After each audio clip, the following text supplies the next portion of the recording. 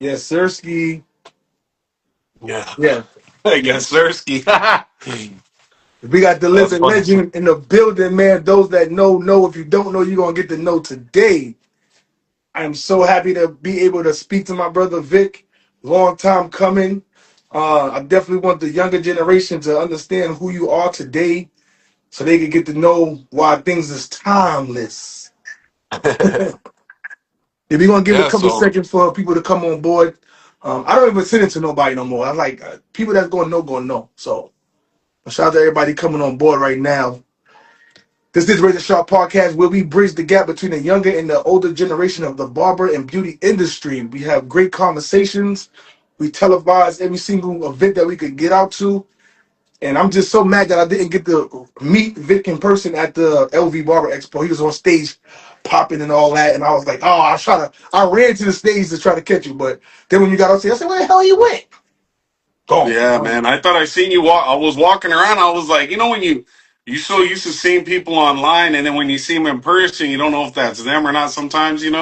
Yep. So I didn't know for sure if it was you, and I was kind of already going like moving somewhere, and I kind of seen you like to the side. I was like, nah, that's not him, and then I just kept pushing.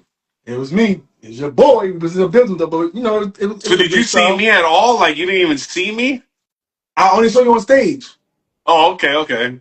because I went to your booth and there was two people at your booth, and I was like, oh man, where he at? And then I was looking around, then they had you on stage, and I ran over there. I got some footage, and then like I'm waiting till he come on stage, and I was waiting there on stage left, and I was like, where the hell did he go? And then from there, I was just moving around. So I was like, it is what it is, you know.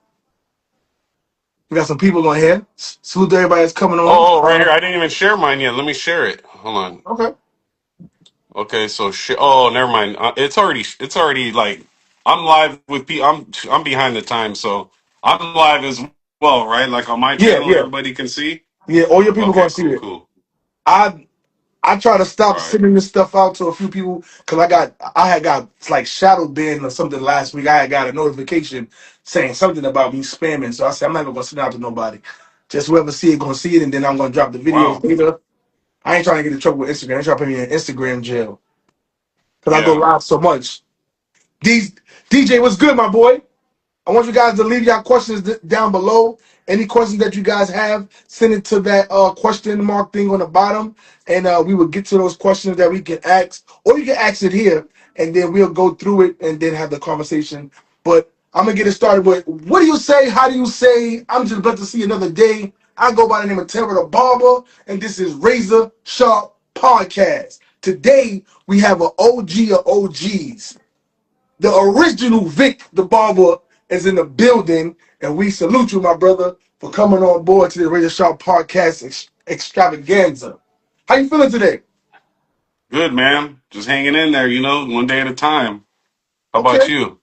I'm good, bro. I've been so moving around, creating a lot of content, having great conversations in the background, doing a whole bunch of things, and it's just good to see that something that I came into something that just dropped into my lap last year doing this podcast is really starting to get recognized and it's really starting to pick up. So that's a good look, you know. Yes, sir. So, who is Vic the Barber? I got a little notes right here, right? Because I wanted to do a little bit of research. But Vic the Barber he's been on YouTube since 2010. First video drop was December 31st, 2010, right there on that cusp before 2011. And he's the owner of Timeless Barbershop. And he is a phenomenal. Do they call it pop locker? In LA, they consider it pop locking. In the Bay Area, it's considered boogaloo or strutting or just popping. But it's all together. It's all the same stuff. Okay, You okay, know. okay. Yeah. So how long you been cutting hair? Well, I mean, my math is bad, so I can't give you the exact year. But I went to barber college at right when I turned 20 years old. I went to barber college, and so that would be 2004.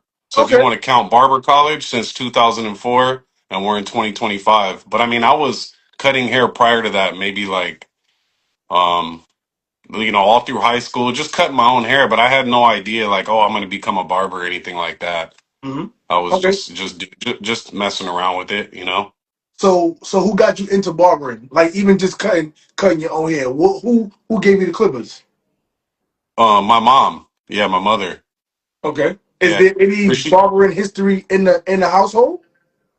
nah, man, I wish I could say that because I'm always envious of people that are like, yeah, I come from a long line of, 7 generations of barbers. I'm like, man, that's fucking dope. I Yeah. wish I could say that. But who Okay. knows? Maybe I'm the beginning of my lineage. You know what I'm saying? Of Yeah. my kids. Yeah. So your mom got you a pair of clippers. Was it the conversation that, oh, you want to learn how to cut your hair?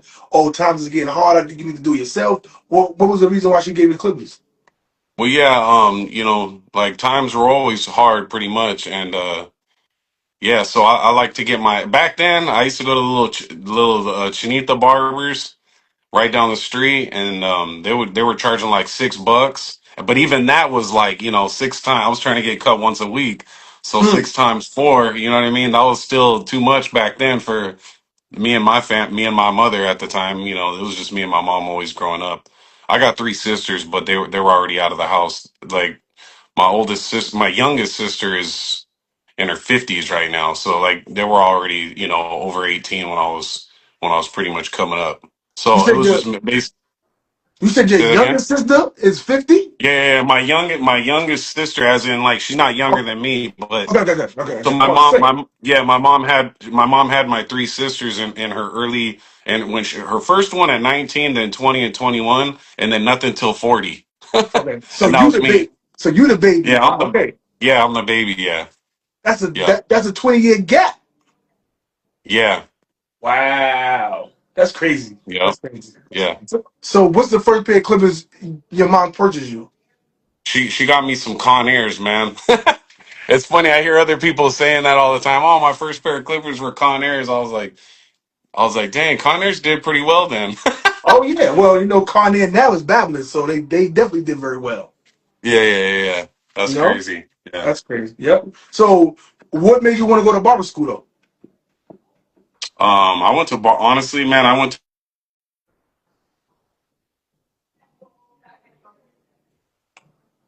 I got a phone call, right? Yeah. All right. Sorry, somebody was calling. Yeah. I went to barber college out of desperation. I didn't have anything else to do, man. Like I pretty much. So I don't know if some people know this, some people don't. I was a teenage bodybuilder. So I won. Okay. I won Mr. San Jose, back in 2003, and somebody's texting me right now. It's like throwing me off, but Yeah. yeah. So I won Mr. San Jose when I was 19, back in 2003, and like that was like my whole everything. Like just that was gonna be like my way out of the hood, way out of my bad conditions, Hmm. and basically my way to make it in the world, right? And then I did my first show and I realized that I just liked lifting weights. I didn't actually like bodybuilding. Like, well, Mm. if you're lifting weights and exercising your bodybuilding, right? But I didn't like the competition aspect of it. Uh-huh. And so once I competed in my first show and I won that, and then I got invitation to do Mr. California teen division, rather, and I just was like, you know what? I don't really like this. And I was like back at square one. Like I went from being so sure that I had something that this is what I wanted to do. Uh-huh. And then basically I was just like, man, I don't know if this is for me anymore. So then I was kind of like, damn, what am I gonna do? And I had already been cutting hair, Hmm. and and then one of my OG bodybuilder homies was like, why don't you be a barber? And I was like, because I used to cut his hair, right? Okay. I used to cut his hair, and I was like, nah, man. I was like, I don't want to do that. I don't want to be a barber, and because it wasn't cool. No. I don't. Maybe on the East Coast it was cool. I mean, from what I see, it seems like, especially like in the Black community and the Hispanic community, like being a barber was always kind of like, on the East Coast, anyways. It was always like, this is a cool thing to do. This is a good way to make money. This is a good way to feed your family. Um, and become an entrepreneur too. You know, you could take the money, invest in real estate, stocks, whatever, right? Yep. And so, but you know, I didn't have like my upbringing. I didn't have no type of direction or anybody telling me, you know, what I need to be doing and this and that. It was kind of like I raised myself, That's what's and up. yeah, Okay. and So, so that's why I became a barber because it was like, what am I going to do now? And it was a skill that I had already, you know, started to become decent at. mhm, So, you know, I wouldn't say I was like good, but I can honestly say like even my first, second, third haircut were decent. When I think back, people are like, man, have you ever given a really messed up haircut? And I'm like, there was one time in barber college, maybe a few times where I could already fade and I could do like good haircuts, but I didn't understand the instructions of the client. mhm. I can't talk right now, honey. Okay. I Shout out already to them. told you that. I already Shout told out you to the guys that. family. Shout out to the family there. Yeah, the family's right here. My daughter's kind of coming and talking. I'm like, okay. I already Salute to told them that. not to come in. But shit. Sorry. You good? The vibration from the phone. Nah. So yeah, um long story short, yeah, I mean, where was I? Kind of got sidetracked on that. Oh yeah. So yeah, so it was just kind of like it was kind of like the last. I didn't have nothing else going for myself. It wasn't like this cool thing. Oh, I'm gonna be a barber. I didn't have anybody to look up to or nothing Uh, like that. And then like I said, my client. I mean, not my. He wasn't my client, but you know, he was somebody that I was cutting up, and he was like, "You should be a barber. Barbers make great money." And I was like, "What?" So I started looking into it, and huh? then go ahead, say that again. No, no, go ahead. Go ahead. Oh, okay. And then I remember I had, you know, because I always wanted to become something. I always wanted to be something great. You know what I mean? I always was like, you know, grew up watching the Rocky movies like everybody else, watching Pump and Iron, watching all this stuff, getting inspired. You know, watching movies that you know get your goosebumps going, where you're like, you know, it makes you get inspired. You want to become something, right? Especially Mhm. when you come from nothing, you got that's all you want to do is become something, right? So something great anyways. And so yeah, so you know, um I keep getting all these notifications. They're throwing me off. Sorry, bro. Nah, it's all um good.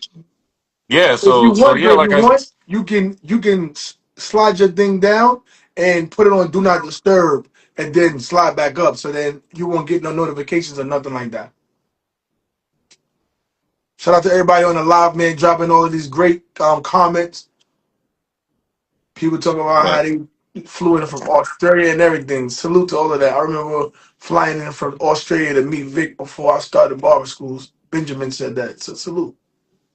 yeah. Yeah, man. So you were saying that that there was a few haircuts when you was in barber school that you probably messed up a little bit, but you already had it. Yeah, Probably yeah, you yeah. already Like I focused already on yourself. yeah, yeah, yeah. It was like one guy, he said that I remember specifically, he was like an OG with waves, right? But he had like those really thin waves where it's like it's almost damn near like a 10 on top if you want to use a guard Uh huh. Peace, Clay was good. Thank you for the follow, guys. Yep. and instead of and he said I want let me get a 1 on top, right? So you know what I did, Against the right? grain.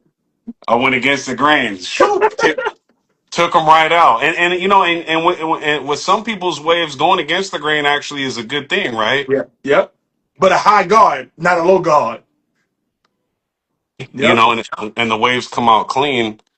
But yeah, with this gentleman's hair, it just wasn't a 1 wasn't what I should, and going against the grain wasn't, you know, definitely. So obviously he wanted me to go with the grain.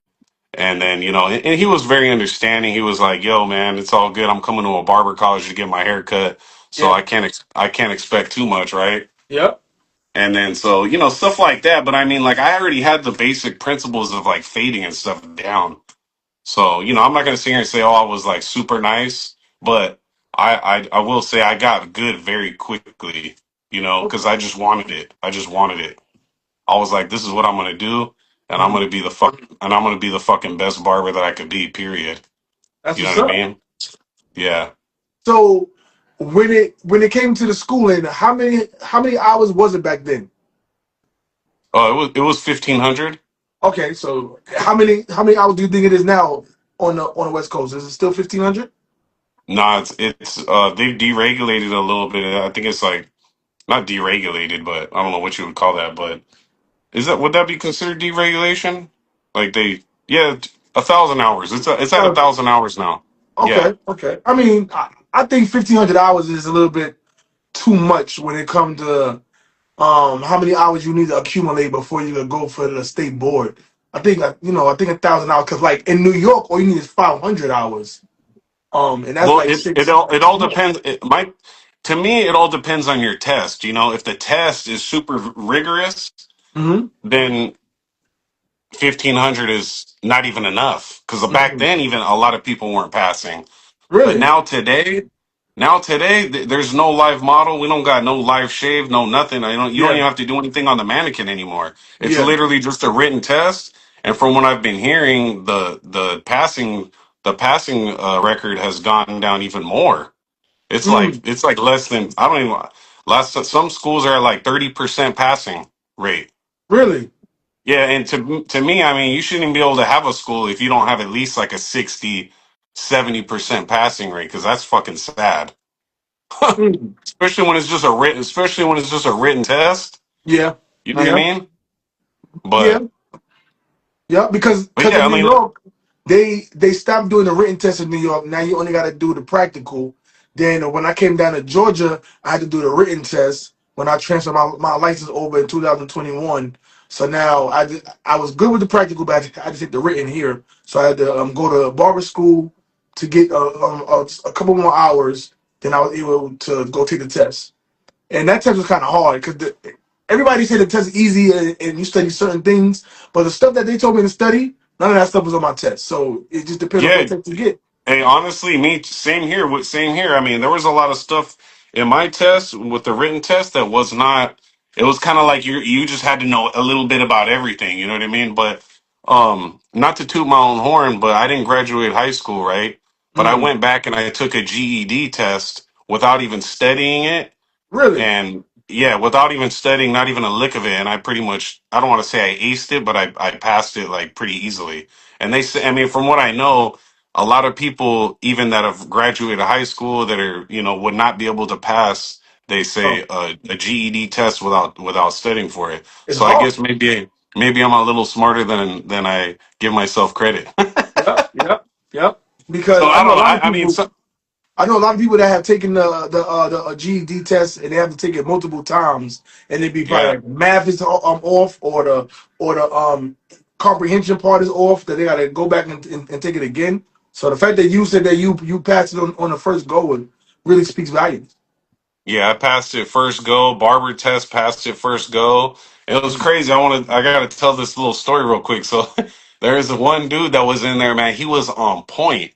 Like he was going through all the practical, exams, like all the different tests. He was like two tests and not tests, but two procedures rather in front of everybody. Yeah. Uh-huh.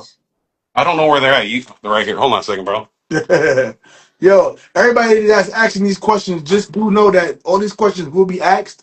We just want to get an understanding of who Vic is. So we going through the beginning, we gonna have the middle, then we gonna have the end, and then we're gonna drop questions, then we gonna ask questions. So definitely leave the questions. Watch the whole episode right now live. Ask your questions because we want to get to the nitty gritty. Yeah.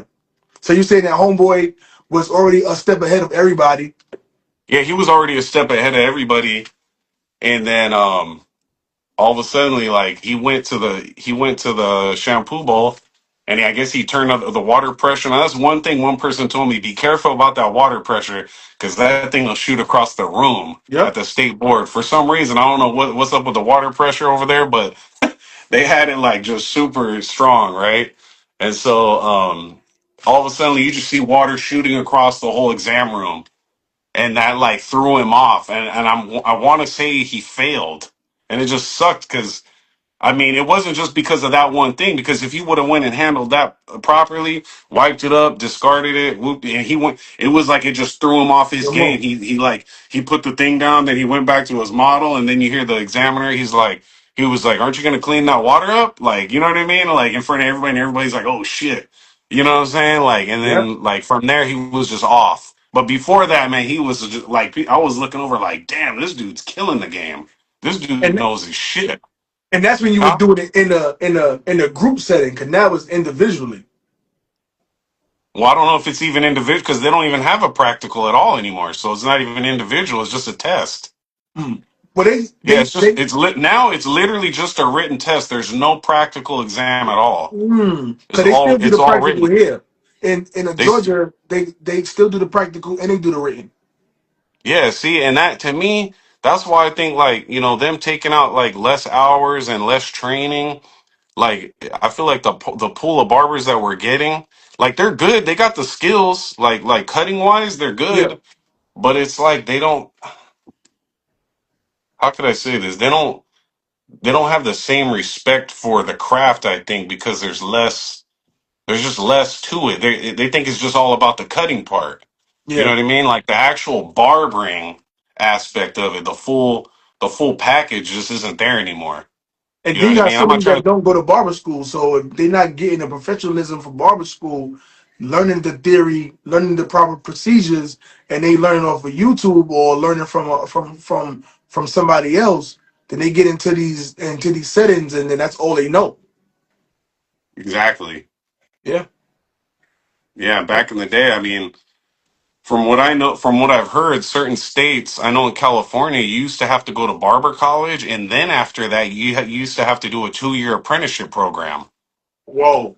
So like you actually had to go to a barber shop after you went to barber college, almost like the electrician union. Like you Yeah. had to be you actually had to like, go to college, learn your shit, get your barber's license, then become an apprentice before you're an actual like barber.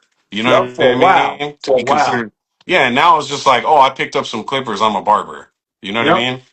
And it's like, you're a hair cutter, you're not a barber yet. You're a hair cutter. Like, to me, like, all respect to people in the garage cutting. We all started like that.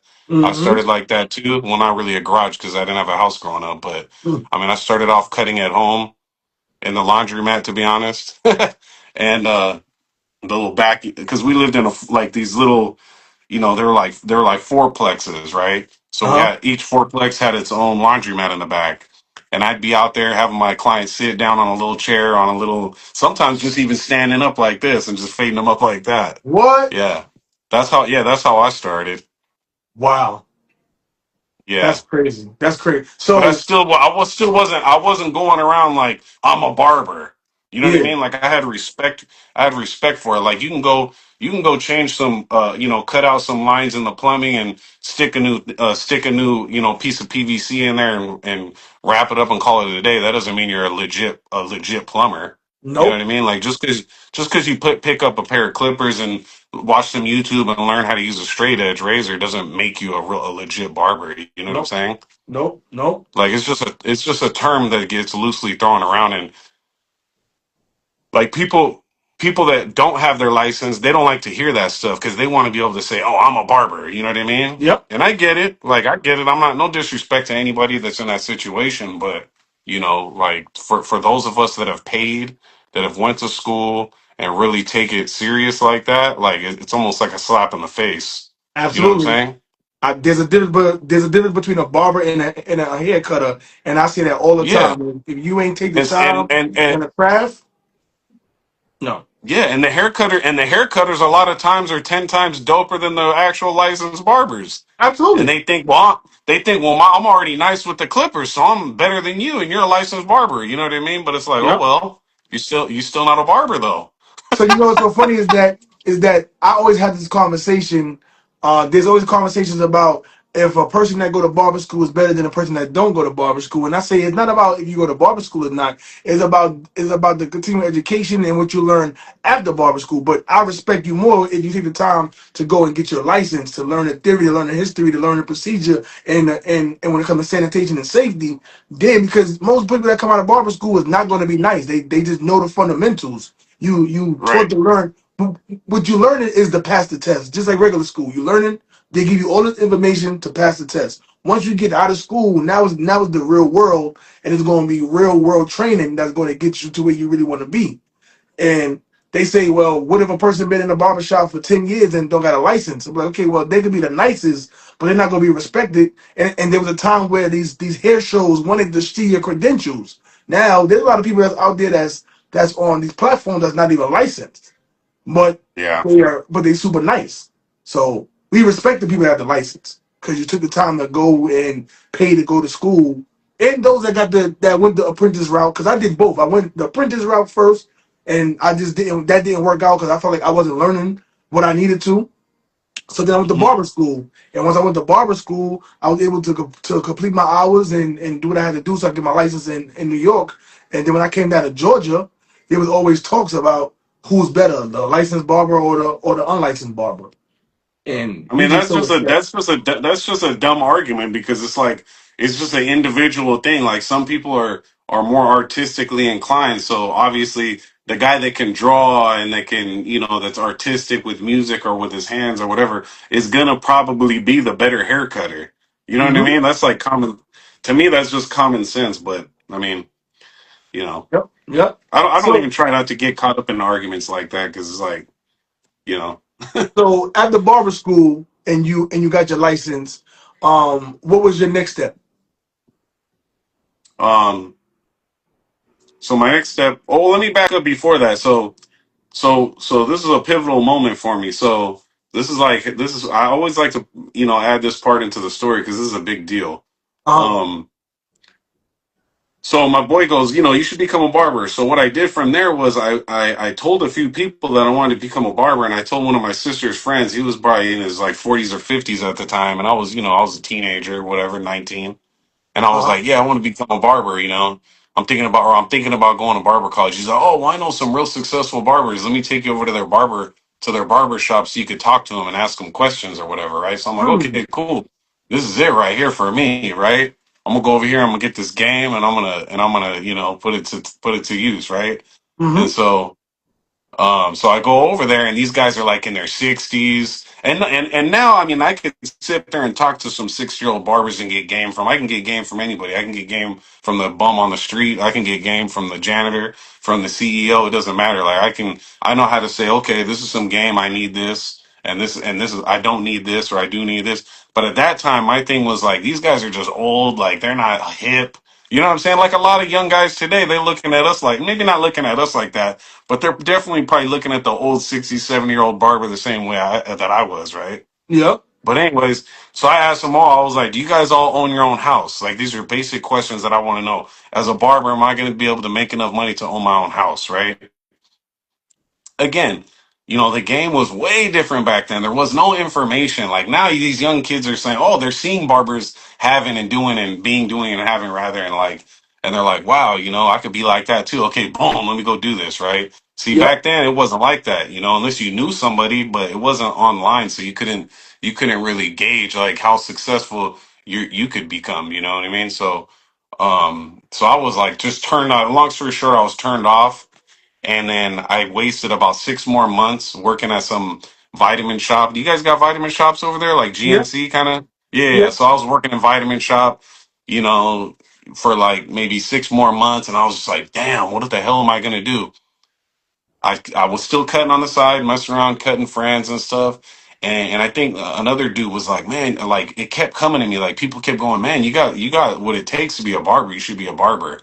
So I was just like, I remember I used to get like anxiety. I'd be literally like laying in my bed, just staring at the ceiling, like, fuck, what the fuck am I gonna do with my life?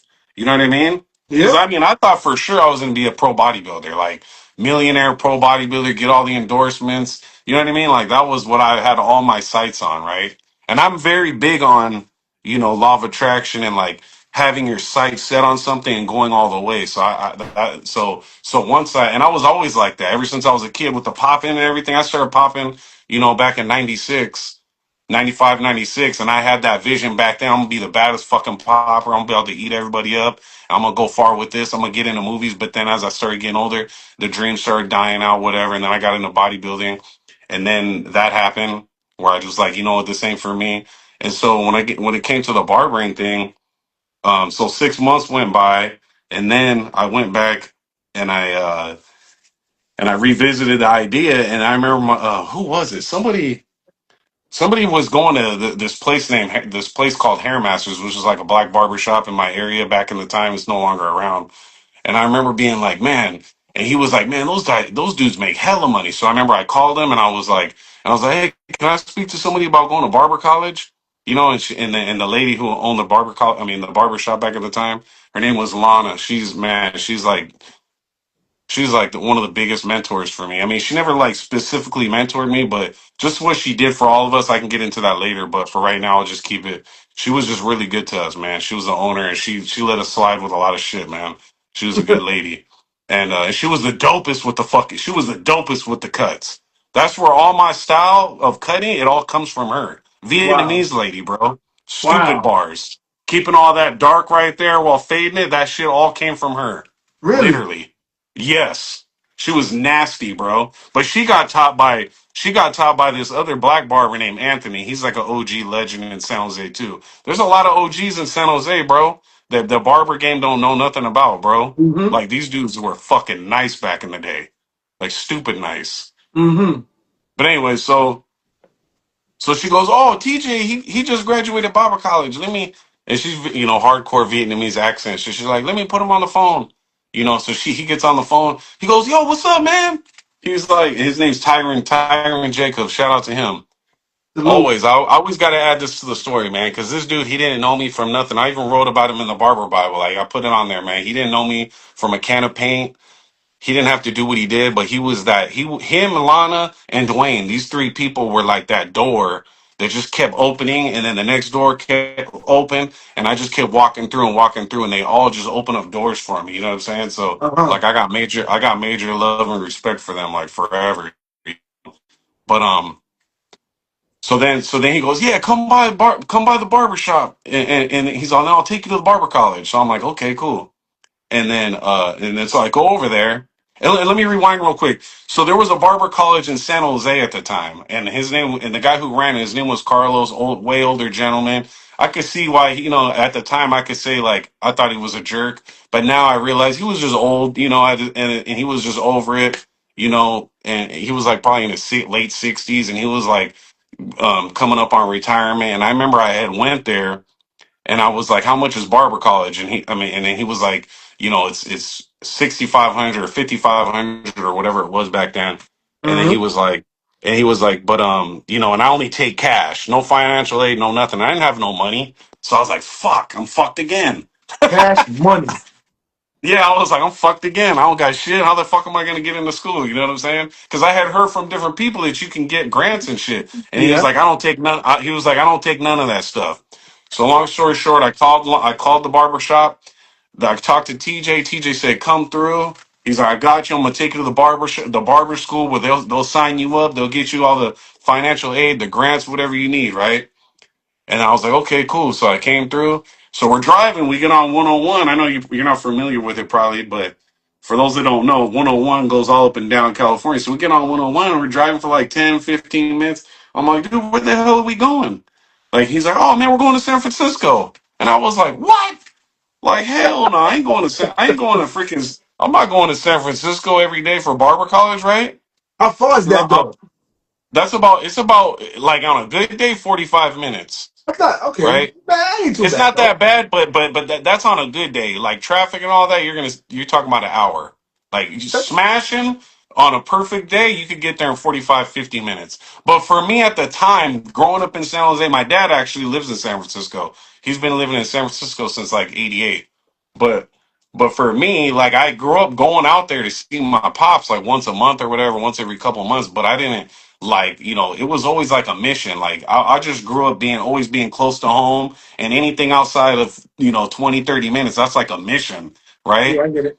So I I get was it. just like, I was like, okay, I'm gonna go over here and go to school real quick. I'm gonna go with him and check it out, whatever. But I'm probably not gonna go. In my head, I was already like, I'm not gonna go. I'm not fucking going all the way out here, Nope. right? So we pull up, and it's in Hunters Point, San Francisco, Bayview Barber College. I don't know if you're familiar. Uh-uh. Anybody that's not familiar with Hunters Point, when you're done with this, go on YouTube and type in Hunters Point, San Francisco, and just look it up. That's all I gotta say. But Okay. anyway, so I walk into the school. I'm the only white dude, but that's normal for me. I'm used to being the only white person I grew up at, anyways. But this was a little different. This was way more just hood than anything that I grew up in, and I grew up pretty hood, right? And Yep. yeah, but it's just San Jose hood and San Francisco hood is two different. It's two way different situations. You know what I mean? San Francisco's a lot. It's a lot faster. San Jose's fast, but it's nothing like San Francisco and Oakland and Richmond and all the whole Bay Area. You know, San Jose's like considered South Bay for those that don't know. It's not. Okay. It's Bay. It's part of the Bay Area, but it's not the Bay. And I'm from San Jose, but I'll even admit, like, a lot of San Jose people want to be like, "Oh, San Jose's the Bay Area," but it's not. It's not the same. It's different, especially back then. You know what I mean? I get it. I But get it. yeah, so we go and I walk in, I'm like, oh shit, like these dudes is looking at me like fucking meat, bro. Just looking at me like this motherfucker, who the fuck is this dude? Like, you know what Uh-huh. I'm saying? Like fresh fish, bro. Like you just got into the pen, you know what I mean? Just walking in and food's just looking like, and that's just how I felt, like, oh shit, you know what I'm saying? Like, who am I, where am I at? I didn't know nobody. You know, these dudes all know each other, all from right there in Hunters Point area. Well, most of Yep. them, anyways.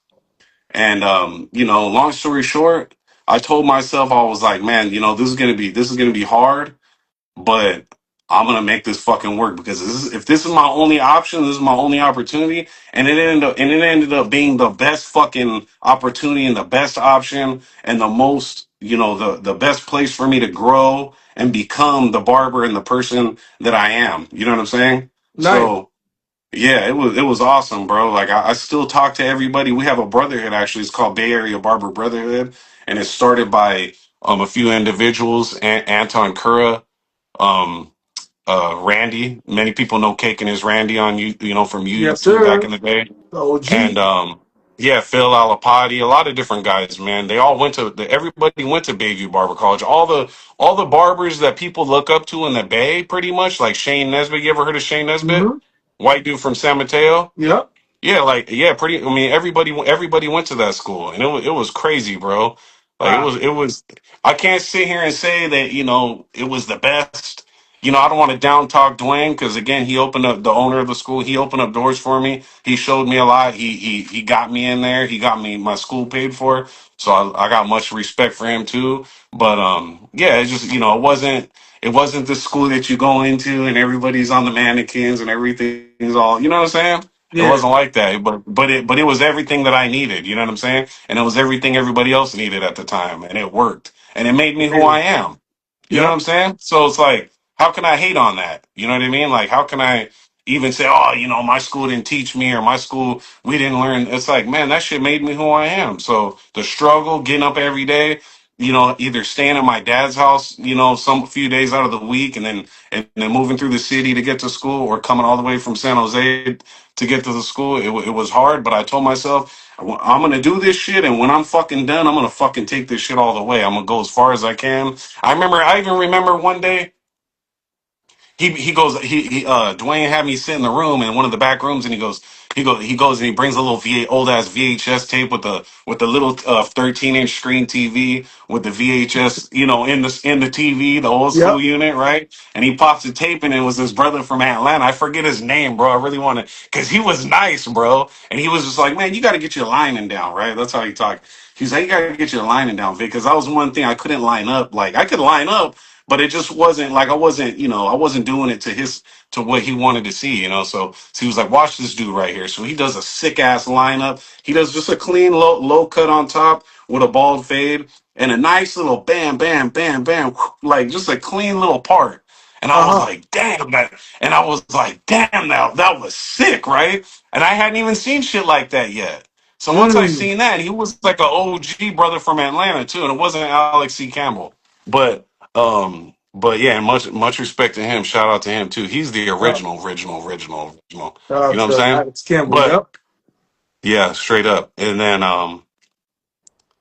yeah, so I watched that and I remember having a thought in there like, man, if I when I get out of here one day, and I remember I was the little train back home, and I was like, man, what if one day I get good enough and I could make my own instructional tapes? You know what I'm saying? And that's when that shit sparked. You know what I mean? And then I later on I ended up seeing Jay the Barber on YouTube. You know Jay the Barber, you know, how to become a I would barber.com, come up. That's Easy the Blade. OG. Yeah, the OG. Yeah, he's before me. You know, always got to give credit to the OGs before us. You know, Yeah. so that's my boy. We still talk too all the time. Not all the Every time time. I I see wish. Jay, I got to give him his flowers because I bought his DVDs, the How to Become a Barber.com. I bought one, two, and three. And if I didn't buy those DVDs to learn how to use the masters, I was lost. So his Yeah, DVD, and this is before the YouTube thing was big, but you couldn't get everything. But he was making yeah. DVDs, you know. He's the barber entrepreneur, bro. Him, Alex C. Campbell, and Al's Millions. They're the original. You know what I Yep. mean? Straight Yep. up. And then Randy was like the first one to go viral, like real viral, you know, get millions of views and shit. And then I think after that, that's when I came in shortly after Randy. Because Randy was the fast feed master because he used fast feeds. Everybody else was using Andis, and he was a Yeah, Filipino barber cutting a lot of his Filipino dudes in the garage.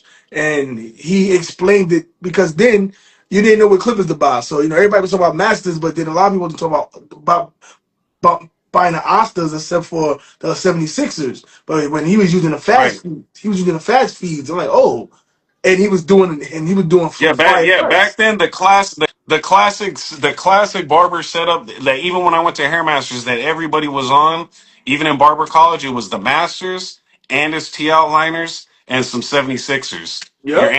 Your Andis Masters was your adjustable. You know what Mm-hmm. I'm saying? Your T outliner was for your hairlines and and beards and all that. And yeah, that was like the classic setup. And yeah, he was the one. I mean, Oster should be paying that man like It straight up. should. Because, but truth be told, here's the thing: Randy's responsible for people knowing about it, but that all comes from James, another legend from Bayview Barber College. Uh-huh.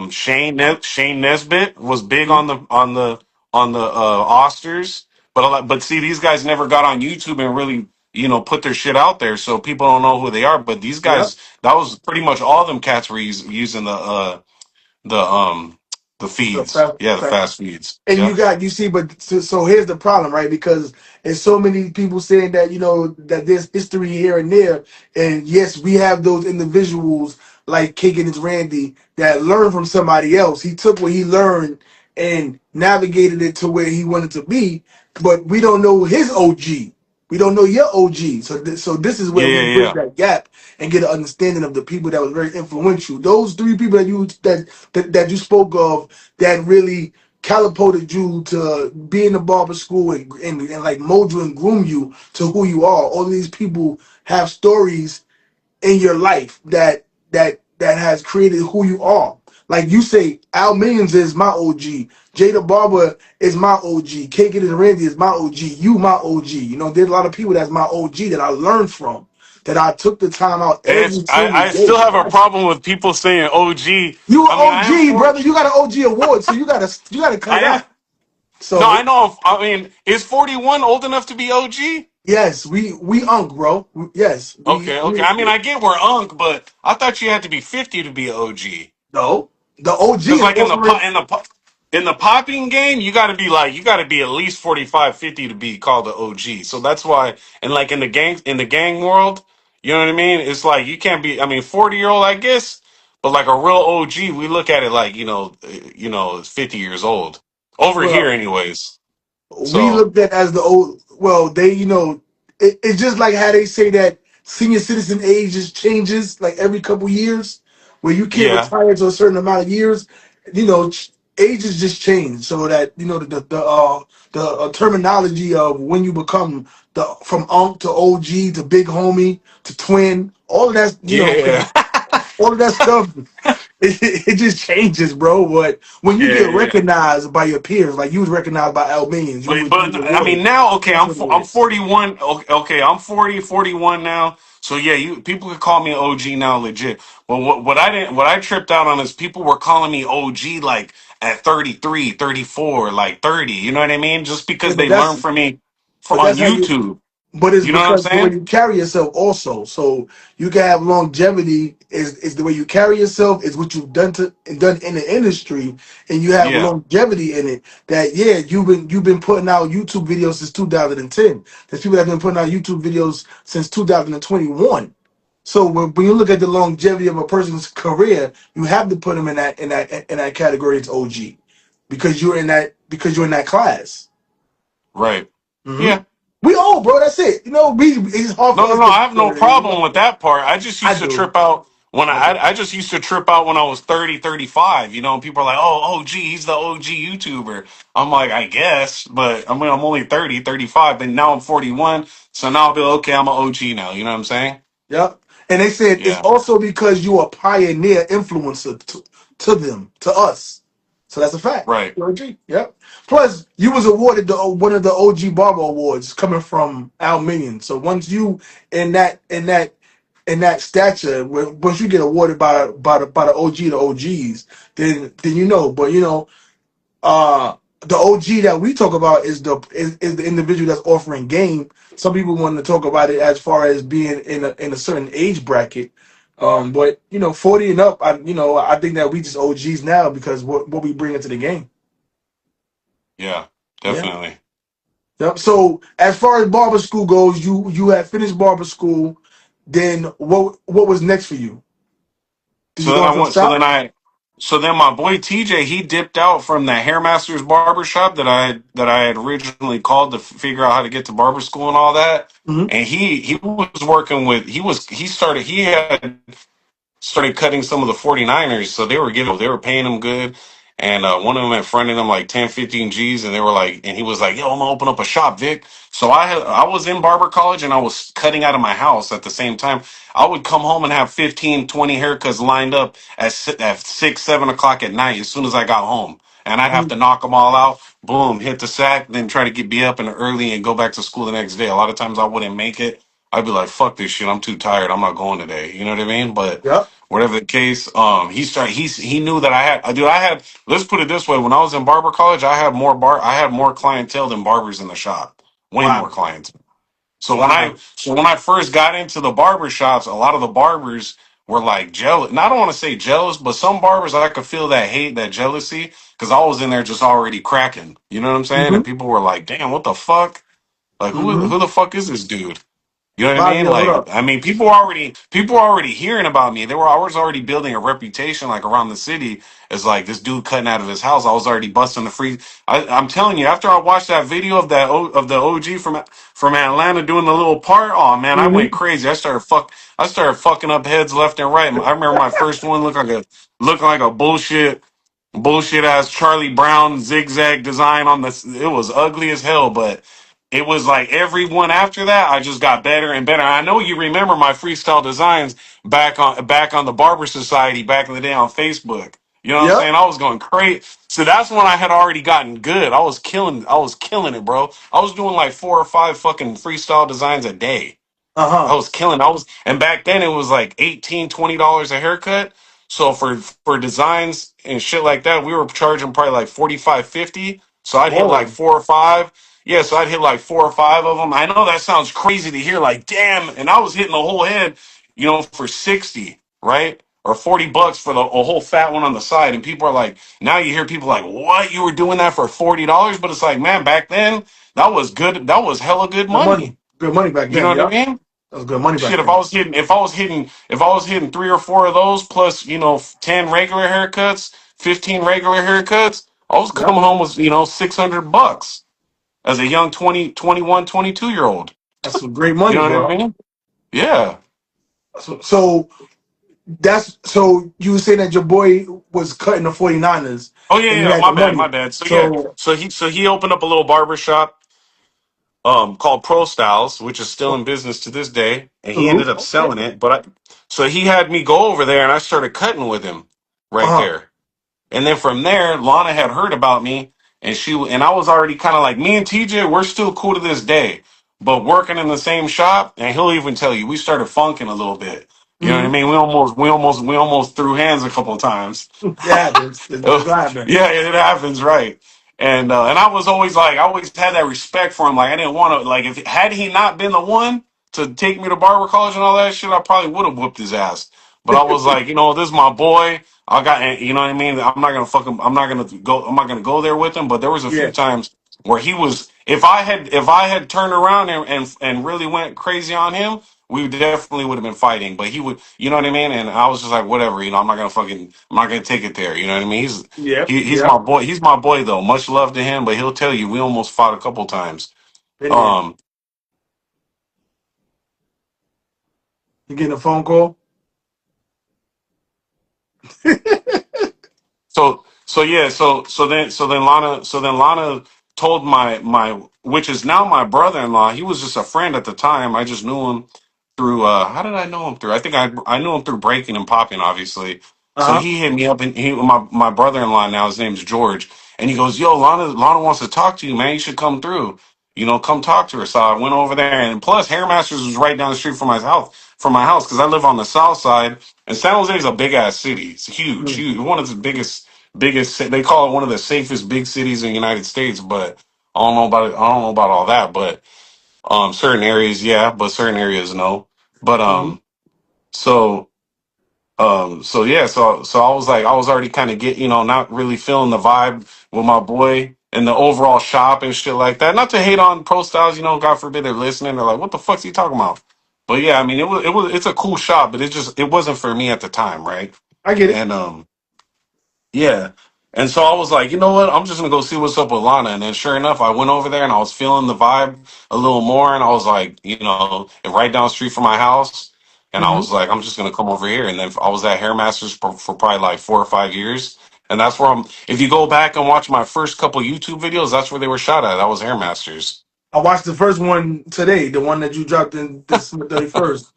I was like, that Hey, was hey, you. now tell me, now tell me this. Was anybody back in those days, because you were already in Barber Society LA? I remember your name, Tara the Barber. It's a name you can't forget certain names in the game. You know what I mean? I Yeah. remember. You know what I mean? It was you. I remember you, Ron Classic Cuts. I remember obviously Al's Millions, everybody. But I even remember the so-called little people, not little people. Don't take that the wrong way. But you guys weren't like, trying to be somebody. You guys were just in there. You know what I mean? Saturating your minds with barbering. I remember. That's what I'm saying. I remember you guys posting cuts. I remember any name that you could throw out there right now. I'll remember them. You know what I mean? Absolutely. Like, but they're right. So there was the heavy, hitters, right? So-called heavy hitters. I don't even like to hype myself up like that. But yeah, I mean, I was a heavy hitter. You know what I'm saying already. Hmm. And tell me this though: were people already using the straight edge on the hairline, hairline like I was, or like from what I remember, most barbers were just fucking lining up with the T outliners. They were not using the razor yet, and Yep. they were not using the screen shaver on the fades. Because I Nah. remember people used to fucking message me. They used to be like, "Dude, how do you get the line out once you put the screen shaver on the fade like that?" And I'm like, bro, you got to keep it away from the fade. It's real simple. Like, don't go up into the fade area. You Yeah. know what I'm saying? Yeah, but you gotta understand that like most black barbers couldn't use a straight razor on a client or use a shaver. They So could, but there's a different way though. But definitely a razor, because I see black barbers all over the place doing it now. now, but then well, especially on the East Coast, a lot of Spanish barbers were using a razor, not black barbers. Oh, so they were. They wasn't. Okay, well you telling me so? I don't know because I'm from the West Coast and I didn't know that. So game me up. So there were barbers using the razors because like honestly, like I remember getting on YouTube and seeing Jay the Barber and he was using the razor and I was like, oh shit, okay, this guy's using the razor like me. You know what I mean? But Mhm. I wouldn't like nobody, even Randy, even when I was in barber college, Randy, none of them cats were using the razor.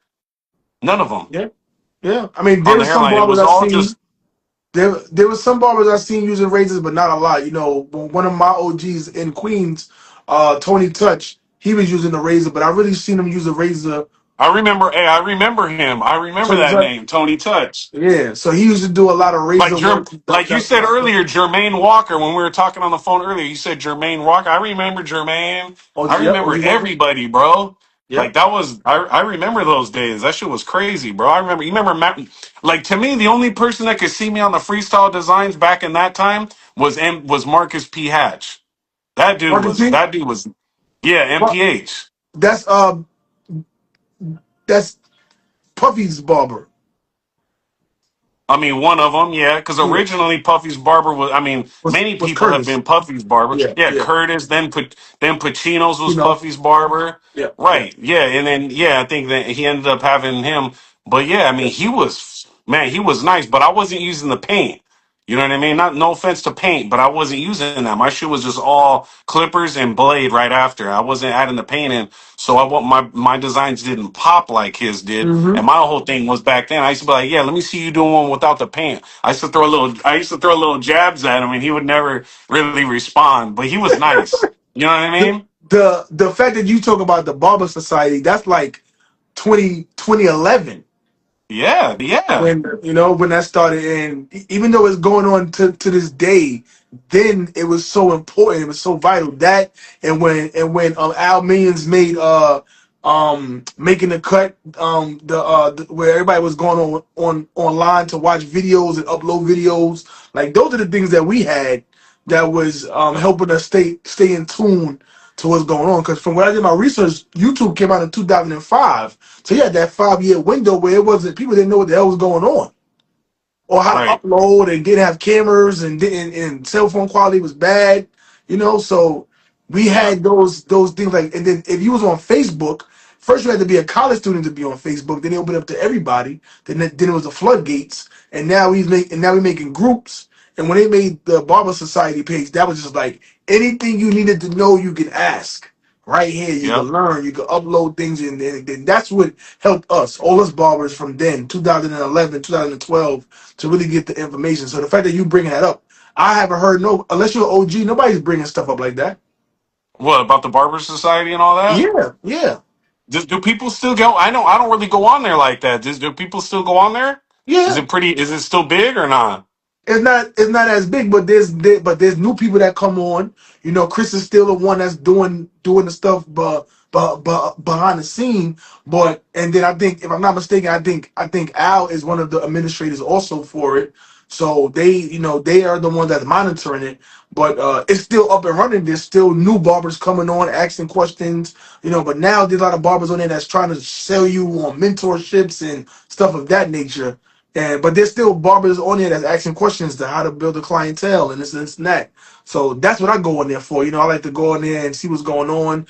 I like to comment on all of the new barbers that's looking for some inspiration, and they feel like that's the outlet that they could go to. Now you got 245 have their thing where they got their own group, their own groups, and it's similar to what that is. As long as barbers find some kind of way to have positive criticism, and be able to have great dialogue. That's what it's for. Right. Yep. Yeah. I remember going on there and spending at least a half an hour to an hour a night going back and forth, writing, posting the haircuts. That was like your claim. That was like the claim to fame back then. Bust a clean ass fade and throw it on the Barber Society. See how many likes you could get. That was before the barbershop connect trying to get a repost. Yeah, that was it right there. So was you ever a part of admin? No, I never, and I feel bad, dude, to say that because like I look up to Al so much, and I just, dude, once, so my mom passed away in 2012, and like once Okay. that happened, and then like first I had my daughter, then I opened up my shop, then my mother passed away a few months after I opened up my shop, and it was just like bam, bam, bam, all this shit. And I mean, it's not an excuse, but like to be honest with you, that's why a lot of stuff I fell back from because I almost lost it. Like mentally, I was like, man, I just got to focus on this right here and just Yeah. family, and that's it. You know what I mean? And then all of a Mhm. sudden, I turned around and feel like I just got left behind. You know what I mean? But I always knew, like, okay, I can come back at any time because I got that. You know what I mean? I Sure. know I can come back. I know I have the skills. I know that I have the know how. You know what I mean? People still know who I am. I always knew that, and but I had to overcome a lot of different like things within myself to be able to get to where I can actually speak on stuff again and actually have that passion to want to, do that. You know what I mean? But man, I feel bad because like I was always been like, man, don't even trip. You don't got to pay. Just get on there. You know what I mean? Yeah, that was a wave, And bro. Being on yeah, making a cut. it's still. But I mean, it's still cracking, right? That I mean, he's still doing that, right? well, he doesn't do AdMam no more. AdMam got dismantled probably like 2015, 16. Now he does the OG Barber Conference. He's always. Oh yeah. Right, Yeah, right, right. but Yep. admin was where where we from the conference calls every Thursday was very informative, very vital to the barber industry. Barbers that had questions that didn't understand how to build a clientele and things of that nature to the making the cut. Where you could go, it was like a Facebook. It was like YouTube before YouTube. It was like MySpace where you could create your own profile and upload your own videos, and then you follow everybody back, and then you're able to create a network. So that's what that was. And then he made Adman, which was like the 2.0 of it, where it was the same thing, but now he's teaching you how to create products and be an entrepreneur and show you other ways to make money that's not behind the chair. So Right. and then from there, it was going to hair shows, him teaching, building a squad. We was out there going to all these different hair shows, 2013, 14, 15, to what it is now, which is just celebrating the OG barbers, people that's very vital into the barber industry now that they handpick every single year, and just keeping that tradition going. Yeah. Yes, sir. Yeah, but the only reason why I ask is there's so many barbers, um, OG barbers, that I'm curious to know if they was a part of admin, if they was on those conference calls every Thursday night. I know, even I asked, if I'm not mistaken, I think I asked Chris Basio if he was on the calls, and he said he was Yeah, on he the was calls. on there. I remember him saying it. Yeah, he was on Yeah. there. So Yeah, those that's those why, are man. things. You gotta take your hat off. I mean, I take my hat off to Bazio because he's always been, like he's always done what he needed to do to become successful. So you gotta respect that shit. Yeah, you know. But my thing with Al too, like I've always had that one-on-one relationship with Al, and like man, anytime, like I feel like I could call him right now and he's gonna answer. Like absolutely. literally, let's put it to the test. I'll call him right now. No, I'm just kidding. No, but like literally, if I don't call, if he doesn't answer, he'll call me right back, or he'll Yeah, text me. Yeah, I'll call you right back. he Like he's definitely gonna always answer. been.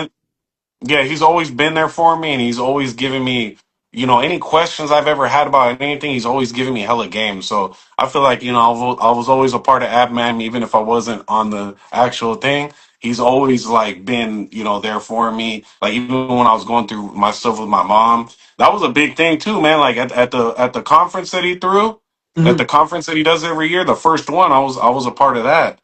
And he had me come out there to get the award and all that, and we all had to get up on the podium and give a speech. And man, I just started thinking about the time that my mom had just passed away, and he was pouring into me and giving me game, like how to navigate and how to just stay focused and stuff even back then.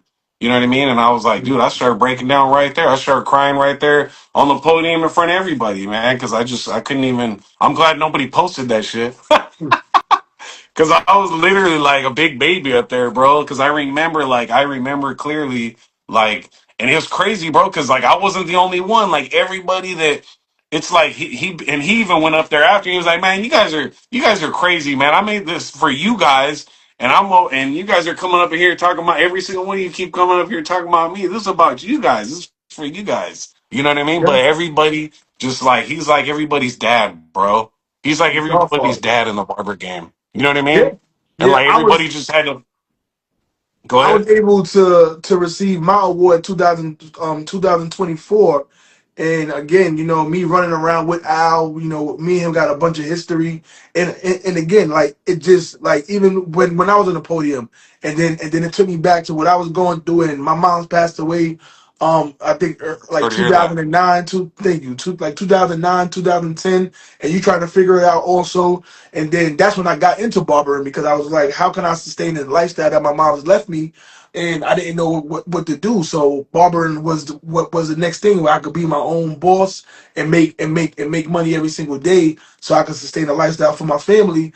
And when I was gearing up to become a barber and learning these things, that's when I got introduced to Al in like 2010 to 2011, and then from there it's always just been growth and him nourishing me and informing me of the things that I need to do and how to build a clientele. And because he has the ministry background, he's always going to console in you all the things that's going to make you grow. And even though he do the things for us, we always got to uplift him, because a lot of people don't do that. They don't, they don't Right. celebrate the people that have put game to them. And when everybody speak great things about Al Means, that's everybody from Jay Majors to Chris Bosio to me to you. And he's one of the godfathers of the barber game, and we got to just keep his name lifted, because once he's gone, God forbid that don't happen no time soon. But people leave this earth and they just get forgotten. Right. That ain't happening. He's Nope. definitely going to be. God forbid, man. But yeah, he's definitely made his mark, man, for Absolutely, and sure. and it makes his children proud. His son Max has taken on the next role of being a barber, being in the shop with his father. I talk to him from time to time and see him at the hair shows, and it's just good to see that. Because neither one of my kids cut hair. One of my kids, my oldest son, he's thinking about learning how to cut hair now that he's 18. And that'd be great to just learn the trade, even if you don't take it all the way, because it's just something good to have that's be able to make you money at any time, anywhere in the world. But to see that Al's son, is taking on that next role to take over what his father's doing, it's just a blessing. Yeah, for Yep. sure. Yep. Yep. So as far as then you got into the barbershop, when did you leave that barbershop and get your own?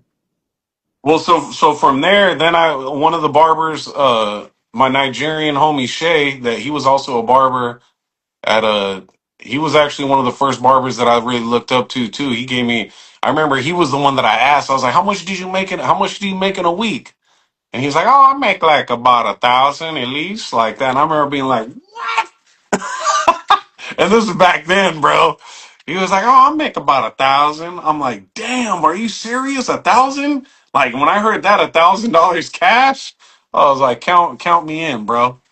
Hmm. And so he opened up a barber shop. Sorry, I got ADD, so I go all over the place. But yeah, he opened up a barber shop called All Stars. uh, And then, so I went over, I had a good relationship with him, not that I had a bad one with Lana, but I just felt like, I just felt called to go with him. So I went with Shay for a little bit. If you ever seen that video of me popping, I'm popping inside the barber shop and then I get uh-huh. on the bike and I ride the bike, not a Yeah, literal yeah. bike, but I do the little like I'm riding a bike and shit. Yeah. That was at All Stars. Okay. So the first one was Hair Masters, then there was All Stars, and then there, you know who Dave Diggs is? I know the name. Yeah, Dave Diggs. He owns the Barber's Inc. barbershop. It's a pretty well Yes, known yes, barbershop. yes. Right. So he had just got out the pan and me and him just clicked like immediately. Me and Dave were like just on the same wavelength. He seen what I was doing on YouTube, and Yeah. I taught him some stuff. He taught me some stuff. He already knew how to build websites and all kinds of. He's the one who built me my first website, victhebarber.com, where I had my DVDs that cut above the rest and all that. So Mm, he helped me with that shit. That dude was a fucking brainiac, bro. It's back then nice, even, nice, right? nice. And so me and him hit it off. We were hella cool. It was always kind of like, it wasn't like I was trying to leave Shay. It was just, or Lana. It was just, you got to go where you feel like you're called to go Yeah, and keep walking. It wasn't like I was trying to bounce around from shops, but I just felt like when the time had came that there was no more for me to really learn. And I felt like this is where I got to go to get more game. That's what I'm going to do. I'm going to, I didn't want to leave like that, but long story short, I mean, Shay was always cool though. Me and him never, were in no type of bad relationship. Not like that, but you know what I'm saying? We yeah. had no bad relations, whatever. We are always cool. We never had a argument. Like how I was saying with me and TJ, that never happened with nobody else. Uh-huh. So, um, so then Dave opened up the Barber's Inc. and he was like, "Yo, you need to come with me." And I wasn't going to at first, you know what I mean? Because I didn't want to do Shay like that. You know what I mean? I was kind of like, nah, that's fucked up. I just got here maybe like 8 months ago, and I'm already bouncing and shit. But it Yeah, just everything just kept evolving and happening so fast. And me and Dave were just we were cool, man. that's So quicker, yeah. I went to the Barbers Inc. with Dave, and we were just expanding ideas, boom, boom, boom, and it was just like next thing you know, I already had my money right for a couple years prior, and I already knew in my heart that I was gonna end up opening up a shop eventually, anyways. And I told Dave that I was like, dude, from here I was going to my own shop, bro. So I'm just letting you know if I do come with you to Barbers Inc., I'm not gonna be there like for much more than a year, maybe. You know what I'm saying? And then I'm dipping off and doing my own thing. And he was like, it's all good, just come through, because that way we can bounce ideas off of each other. And we can make some shit happen, and we did. You know what I mean? So and then from there, that's when I opened up my own shop. Right after that, Timeless Barbers, So what got you and that into was two. doing? Huh? What year was that What year was what? when you opened up Thomas Barbershop? 2012, December 2012. So yeah. Okay. So what made you get into doing YouTube? Um, I seen what Randy was doing, and to be honest with you, at a competition, I was like, man, I could cut better than Randy. Let me go ahead and throw my shit up on YouTube. Like because I come from that popping and that breaking and graffiti. You know what I mean? So it's real. Like I've always had that real competitive mindset. You know what I'm saying? Yeah, I mean, So because you were like doing bodybuilding, so yeah. yeah, and all that, right? But I was a popper and breakdancer and little street vandal way before fucking bodybuilding. You know what I mean? But that Hmm. competitiveness Yeah. that came from the popping and the breaking, straight up. Just always wanting to be like the top. Like I want to be like when I go to a battle and I step in, I'm walking in, I want people to be like, oh shit, oh he's here, oh fuck, he's about to win this whole shit. Like that Yeah. was my mindset. You know what I mean?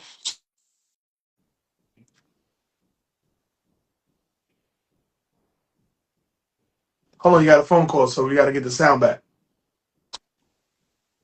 So can you hear Yep. me? Yep. Yeah, somebody just called again. So You're getting a phone call again.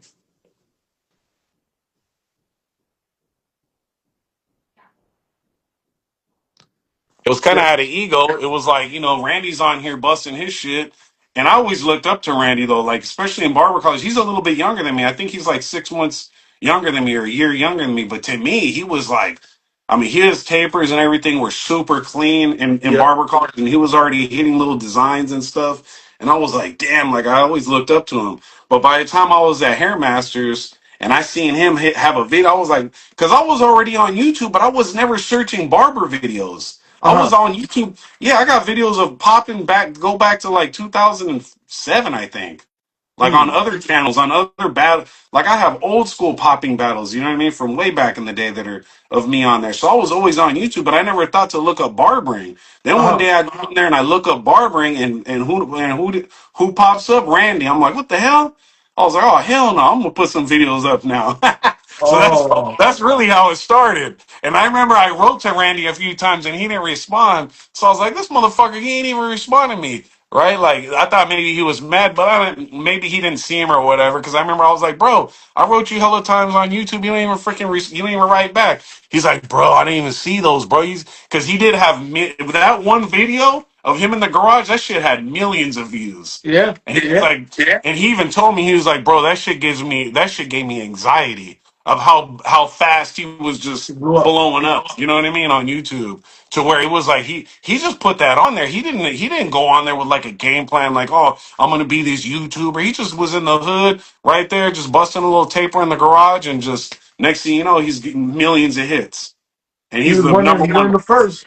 One of the Yeah, first. he's the number one. Yeah, and he's the number one dude in barbering all of a sudden, like out of nowhere. You know what I mean? Like everybody caking his Randy, caking his Randy. You know what I'm saying? So And, it, that's it. and it Really was for me. funny. It starts. He didn't even have a barber name. It was just kept like, who the hell is kicking this Randy? Like, That's his it was name. That's what he, because he used to say, I keep it caking. Like the cuts is caking. Like that shit's tight. That's like a crazy. Frisco. That's a Frisco thing. Yeah. Okay. Okay. So caking is Randy. That's where it came from. And then what's so But yeah, funny is a he. lot of barbers don't know who Kicking His Randy is now. Oh They don't man, know. that's They fucking don't sad, know bro. how To many. me, Go it's ahead. sad. It's sad how quickly the fucking people just get forgotten about. Like, I'm surprised because I've seen people, a lot of people get even more forgotten about than me, and they kept pushing themselves and putting their shit out there for a lot longer than me. And it seems like people still, even though like there's a lot of people that don't know who I am, but a lot of people still were, even though I was just dead silent online, not putting anything out, people were still like all this whole time. And I got respect for all these people, bro, because like a lot of people just kept fucking, when are you gonna come out with more videos? Vic, we miss you. Please come back. Like I could show you thousands of messages. Vic, the game needs you. Vic, the game needs you, bro. Like the game's turning into some bullshit. The game needs you. And I'm just like, fuck. Just sitting there like I don't got it in me no more, bro. Like I'm depressed. I'm suffering from anxiety, depression. I'm trying to raise a family. I'm trying to run a business. I don't got it in me no more, bro. Like that's what I wanted to tell these people. But I'll just be like, I'll be back one day. I'll be back. I'll be back. I'll be back. Just we'll just hold tight. All right, cool. All right, cool. But it's like, dude, after a while, I was like, fuck this shit. I'm never coming back. I'm never gonna get back in the game. I'm just gonna shut my mouth and just be a regular barber. You know what I mean? But then I don't know, man. Just some came back in me and was like, you gotta get back in the game, bro. Like, you know what I mean? You just have to. I just felt that calling, so that's why. And all of a sudden, it's crazy. As soon as I came back in the game, barber battle. Hey, can you judge this barber battle, Vic? Hey, can you judge this barber battle, Vic? Hey, man, like, and I haven't even put a YouTube video out yet, and I do plan to get back on YouTube too, but it's just crazy because like people are like, I'm getting all these opportunities like quick. It's like, damn, What I year was that? appreciate it. What year did you come back? Like people started to reach out to you and they was like recognizing you again. It never stopped. No, no, I'm saying, but like coming back into the swing of things, coming Oh, back to like how did shows. I just boom come back in the game all of a sudden right now out of nowhere? Yeah. Okay, so that was I had gotten on the phone with Alejandro from well Okay. you probably don't know who he is, but I he know. do you Yeah. know from Alejandro. you Yeah. from United Bar or from Urban Barber College? No. No. No. Okay, so Alejandro and Jerry they put together the NorCal Barber Expo. That's where I know the name from. Yes. No. Yes. Okay. Yes. So Alejandro he owns three urban barber colleges. Okay. And I was gonna be his head educator with his first school, but I was like, my daughter was first born. It was before I even opened up my shop. And he was like, bro, it was when I was super popping on YouTube. And he was like, bro, I want you to come out. And he's like, we'll pay for you. We'll pay for your place to stay, like an apartment or whatever, for you and your family. And he's like, we'll pay your hourly, and we'll, like a, not hourly, but like a Scholar. yeah, salary, right? He's like, we'll pay your salary, and you could cut for free, like here at the school. Like all you gotta do is just be there all day, every day, and you'll be Mm-hmm. the head educator. And like I was about to, I ain't gonna lie, that shit sounded tempting as fuck. I was gonna do Yeah. it, but I just was like, moving to fucking, where the fuck is it at? The city is Concord, and I was like, I don't know. I just decided not to do it. Long story short, Uh but sometimes I'm like, damn, I should have taken that deal. huh. but but I mean, whatever. I mean, we're still cool. But long story short, we were talking on the phone. He was like, Vic, man, come on, man, you need to come back with your products and stuff, bro. He was like, the game is wide open for you right now, bro. Yeah. He's like, people need you, bro. Your brand is dope. You're dope. Like everything you've done, you need to come back in the game. And I was just sitting there listening. I'm like, man, like, and I'm getting anxiety just thinking about it. Like I've been dealing with last. I mean, I've always had anxiety since I was a kid. I've always been like an anxious, just because childhood trauma and shit like that. But like for the past, ever since my mom passed, like I went through like this deep depression, and then once I started coming out of the depression, the fucking anxiety is just like out of this world, bro. There's times where I've gone to the hospital, like, oh my god, you know what I mean? I feel like I'm dying right now. You know what I'm saying? Yeah. It's crazy because I talk to people and they're like, bro, that's happened to me hella times. Like I know hella people that are medicated on Mm-hmm. anti-anxiety. I've never taken any though. I've been like, I'm not fucking taking shit. I believe that it's a gift if you learn how to harness it right correctly. You know what I mean? Like ADD, same shit. Like it's a gift if you learn how to use it. But that's Mm-hmm. why we're all here. We're all here on this earth plane, in this body, in your body. We all got different struggles and different things that we deal with to help shape us, and we're here to overcome them. You know what I mean? Like yeah, I could go and take a pill, and I would have been out of the woods 5 years ago, probably. You know what I'm saying? But I was like, nah, man, I gotta fight through this shit. I gotta do this on my own. But there's many times where I would just be like, man, I'm about to just go to the hospital and be like, give me the fucking meds. You know what I'm saying? Yeah. Because the anxiety just it would just get too crazy. You know what I'm saying? But it's a daily battle, a daily struggle to overcome anxiety disorder, panic disorder. But like I'm definitely, there's not a day that I don't have it, but it's definitely getting easier and easier. And I feel like the only way for me to get over it is just to fucking get back in the game. That's the Mm. only way. Because otherwise I'm sitting back and I'm watching everybody do shit and I'm like, oh, I got all these gifts and talents and all these ideas, but they're just saying fucking locked up inside of me and I ain't letting them go. And every time I do some shit, that shit like releases a lot of anxiety right there. You know what I mean? A lot of people are dealing with anxiety because of trauma, which I believe that's part of the reason why I deal with it. But a lot of people are dealing with it because of they're not becoming their potential. They're not Mm. doing what they're really called to do. So they're just bottling the shit up. And Yeah. then they're seeing other people and they're like, fuck, I could be doing that too. What am I doing? I'm not doing nothing. You know what I mean? Yeah. Wow. There's a lot of different reasons why, but I believe that that's part of the reason why I do it because I know I'm talented. I don't. Nobody has to tell me. I know. Yeah. Since I was a little kid, I've always been gifted with different talents, art and shit, dancing, artistic. Athletically, I was an athlete too. You know what I mean? I've always been gifted with different shit, but I've Hmm. always, I've always had my shortcomings because of my trauma and shit. I've always, it's like I believe in myself and I know I can do this shit, but then I have all these fears. Oh no, don't do that because what if you fail? Then everybody's gonna laugh at you. That's what always drove me to be so competitive and be good at shit because I wanted to be the best because I didn't want to get laughed at and I didn't want to get looked at like, oh, he's whack. You know what I mean? It all goes back to the popping and the breaking and shit. I'm telling you, because if you're not good back in those days, it's not like nowadays. It's like, oh, come on, man. Oh, yeah, you did pretty good. Back in those days, it's like, man, get up out of here. You're whack. You know what I'm saying? Like you're whack. Go home. You're weak. Your shit is weak, bro. Or you're a biter. You bit my shit. You're whack. Get out of here. You know what I'm saying? Just like on you watch Beat Street, man. Yeah. We never stole no moves from you. Your moves ain't worth a bit. So what's up with that, punk? Like that shit. That's how it was. That's how it was for me growing up. Like literally, especially being white. Like going to the battles and shit, being the only white boy in there, trying to get. I had to be extra good. You know what I'm saying? To be able to get along and have my place in there. You know what I'm saying? Yeah.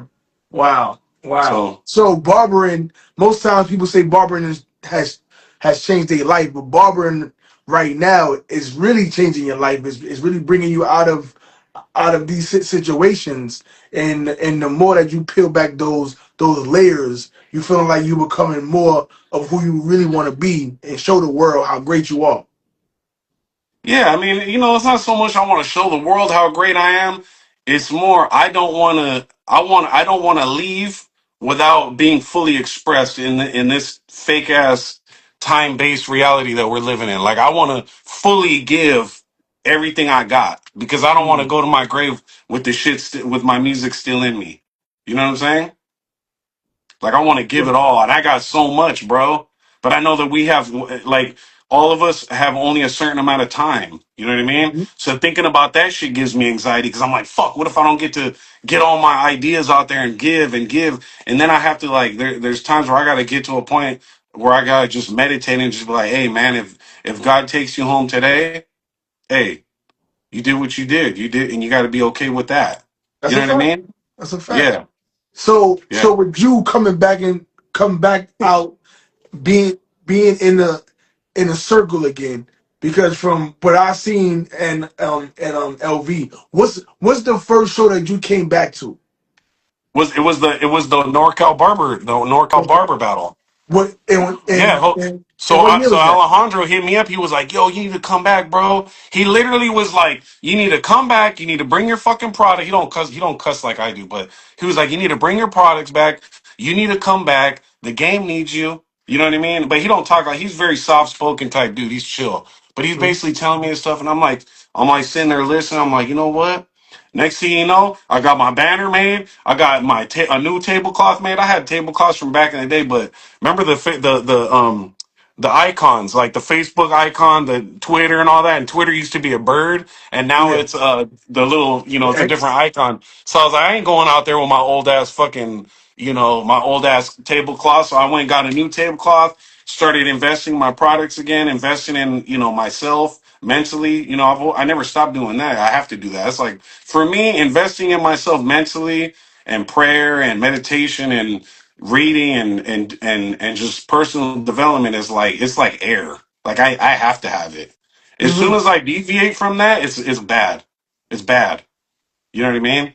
Mm-hmm. So so yeah, I got off the phone with him, and boom, I got all my shit ready. I was at his barber battle, judged the barber battle, made my little video. You know what I mean? Went around, did a little video, threw that Mozzie beat on there, and next thing you know, boom, this barber battle, then that barber battle. And it's just like, and then now you're hitting me up for an interview on the, you know what I mean? It's just like one thing after another. And then What? at the LV barber battle, with Jay Major's barber battle. Marvy Marv, man, I almost cried right there because I'm like, damn, man, this is crazy. Like this dude, he's big time. You know what I mean? And he's like, this dude, I just want to give this dude his flowers, man. I seen I that. was up, yeah, and I was like, damn, like you see me cheesing because I'm like, damn, I'm trying to keep a smile because as soon as the smile drops, I'm about to start crying. You know what I mean? And I was just like, damn, like that's dope because me and him have never even written each other back and forth. You know what I mean? So I'm over here. I've touched people that I don't even know if I touched. And I'm over here just thinking, damn, this fool's over here getting it. Like he's winning. Little do I know that I was their first inspiration. You know what I mean? Or I was Absolutely. the first person I got 5 people today I could show you on messages like, hey, Vic, I just want to say thank you, bro. You were the first one that the very first dude I watched, and you were the dopest dude at the time that I was watching, and you were the one that I modeled my whole shit after. I'm just like, I have to keep going, bro. I have to. Even if I don't amount to anything, even if it don't ever pop off, it don't matter. I have to. It's like I have to do this. It's not about showing the world how great I am. That's what it used to be about for me. It used to be about that. Now Yeah. it's I have to.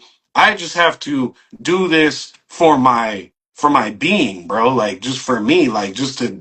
It's like I just have to do it, and that's why I feel like there's even more of a powerful driving force behind me now than there was before. Because Yeah. before it was more ego driven. You know what I Mm-hmm. mean? So I had to. I mean, the ego is necessary. Everybody, we have to have some bit of ego in us. But my ego was like to the ceiling. You know what I mean? Like it was I had way too much, and I know I played it off like I was like humble, and people are like, oh wow, you're so humble. But deep down inside, there was nothing humble about this player right here. Nothing humble. Like I was always like, man, nobody could see me, whether it be popping, whatever. I've always had that mentality. You know what I mean? And I feel like that shit is needed It's to a needed. certain It's needed. degree It's needed. sometimes. You know what I mean? Depending on what Yep. you're trying to do. But Yep. but then you get to a point where you're like, man, like this shit just ain't it no more. Like it's not about you anymore. I remember there's this one dude that used to come and mop my shop. He fucked up my fucking water my my shampoo bowl at the time. He sat on it and it broke and he never fixed it. Whatever. But he gave me a piece of game that like I kept telling him things I wanted to do that we're all based in ego, right? And then it's like I really feel like God sends you people right at the right time, even if they fucked up your shampoo bowl, Yep. right? Or even if they scratched your car or whatever.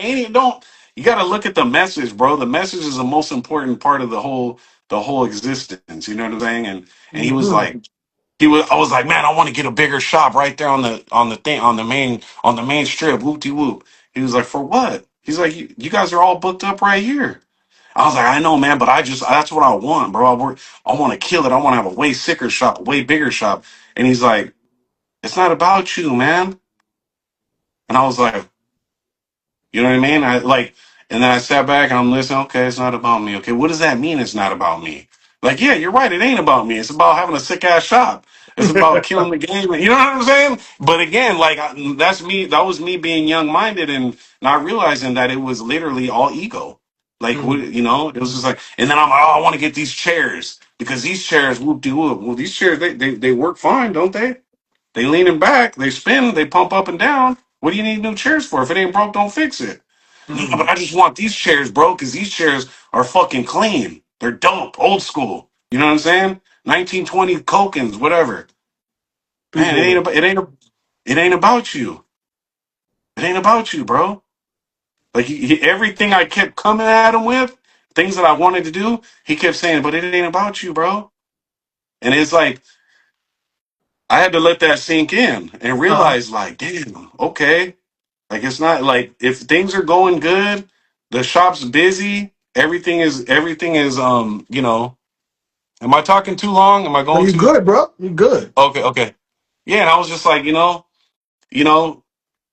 it took a little while to sink in, but I reflect on that conversation still to this day. I also reflect on another conversation that I have. This is another reason why I just like, damn, I fell back and I was like, I'm so used to people praising me and telling me how great I am and how much I've done for the industry and all this shit. And this little old motherfucking barber, and I mean, he's a good dude. Like I'm thankful that I had this interaction. It hurt my pride and ego, but I fucking needed it.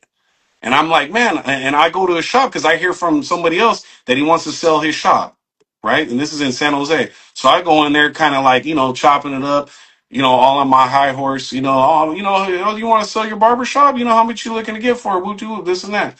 And he's just like, kind of like shining me on, not shining me on, but kind of like this youngster, who the fuck's this kid think he is, And he's just looking at me like, he's kind of asking me some questions, and I'm like, yeah, man, I'm a well-respected barber in the universe, in the industry, in the universal industry, no, in the industry, right? And I'm like, I wrote the Barber Bible. I'm going on about myself, not like super, not super cocky, but he goes, man, that's sad. You don't know nothing about being a barber. And I was Mm. like, huh? And I was like, what are you talking about? He goes, and this is when Vic the Barber has his product lines, his barber shop, his fucking the barber Bible, you know what I mean?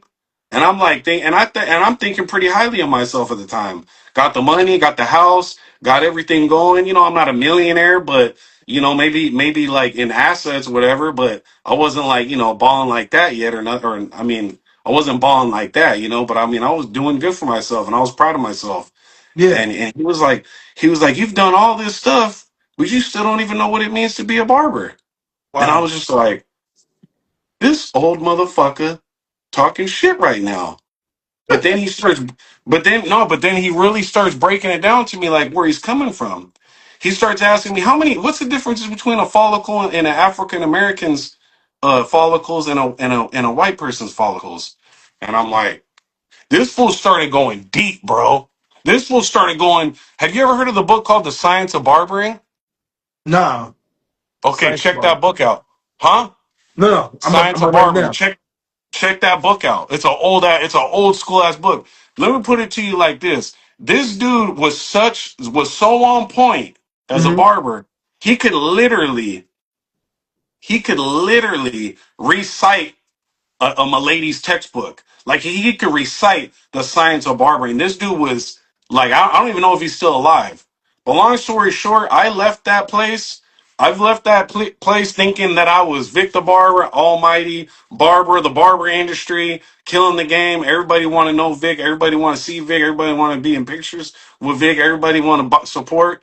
And I left the barber shop going like feeling this small. And people be Yep. like, why would you let this old man, you know, shrink you down to and like that, right? And I could have brought myself right back up. And trust me, I did. I was like, man, that old man don't know what the fuck he's talking about. He don't know me. Nobody gives a shit. What's the difference between the follicles and an African American? How many hair follicles man, how many hair strands come out of a follicle in a white person versus an African American? All these little scientific questions, right? And I'm like, but then it started making me realize this motherfucker is the real deal, and I'm a fucking fraud. Mm. Not really, but you know what I'm saying? Not like I'm a Yeah. fraud. I always gave my heart to the game, like Yeah. gave what I Yeah. felt like I had to give, and people have been blessed by it, right? But like I was just like, damn, and nobody even knows who the fuck this dude is. And this is the real deal right here. You know what I mean? And I could go on, bro. Like I have many different humbling situations, you know, that I've had where interactions with people where I'm just like, I'm not the type of person to just take that shit lightly. Like, they don't know what they don't know shit. You know what I mean? No, they know some shit. They know a lot of shit that you don't know. You know what I'm saying? And that's why they just clowned your ass. You know what I'm saying? He clowned me Yep. right there, and I was like, So fuck. so with you And I coming So with you go coming ahead. back into the game now, though, right? And it's giving you Yeah. your second win, and you feel like there's things that you still want to accomplish, and you being like, I don't want to say accepted back into it, but all of the big people that's movers now know who Vic the Barber is. So it's very easy to be like, yo, Vic, come through because we know you and we know the bricks that you already laid. So it ain't like you gotta show your resume because we already know who you are. Um, does that make you feel good knowing that there's people out there that are the movers and shakers that can just say come through and you could be put back where you need to be? Yeah, no, it feels good. It feels good, but like I said, I have a different. I have a different. I mean, all along I had this purpose that I have now. Was all along was the purpose. I just didn't know it yet. You know what I mean? Like God had to break me down to build me back up. I Mm-hmm. mean, I feel very like I said when Marvy Marv said that about me, I felt like I literally was about to start crying. I was like, oh shit, he's about to put this on YouTube. And I'm over here fucking about to be crying. You know what I mean? But like How many literally, like yeah, of course, man. I feel like I'm very humbled by it, bro. Very how, humbled to be how able to many know and be able to how go many ahead. other people came and said those same warm things to you while you was at LV?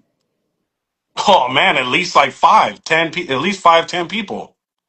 At least 10 people, but three of them were like very like one dude was crying to me. And I was gonna put it on, but I was like, you know what, I don't want to.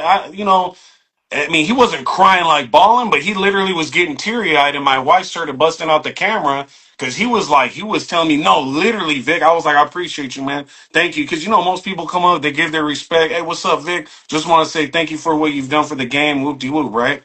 And I'm just like, all right, thanks, man. I appreciate you, bro. And I don't take it lightly, but Hmm. I don't, I'm just like, man, I'm used to hearing that, not like that, but I get used to hearing that. It's said to me quite often, right? Especially if I go to an event. But I mean, just even on Instagram, people write stuff all the time. They DM me, whatever, right? And they give me my flowers. But this dude came up and literally people started freaking like stopping to listen to what he was saying because he was like, I appreciate you back. I appreciate you, bro. Nah, man, seriously, bro. If it wasn't for you, like that, like pointing in my chest, you know what I'm saying? And I'm like, damn, okay. You know what I mean? Like he's like, hey, man, if it wasn't for you, bro, I wouldn't be where I'm at. I wouldn't have my shop. I wouldn't be able to feed my all this stuff. And I was just like, and he was literally tearing up, bro. And I was just like, damn, like, you know what I mean? Like, this is crazy. Like, and I was gonna put it up as like, with some good, the music. But I Yeah, would want to get at him first, like the soft music, and yeah, do something with it. You know what I mean? But I'm like, I'm gonna get at him first to make sure he's cool with being on camera like that. I mean, like I said, he wasn't like balling, or nothing like that. But just still, I just feel like he was sharing his heart, and yeah, I don't know if that's for everybody in the industry.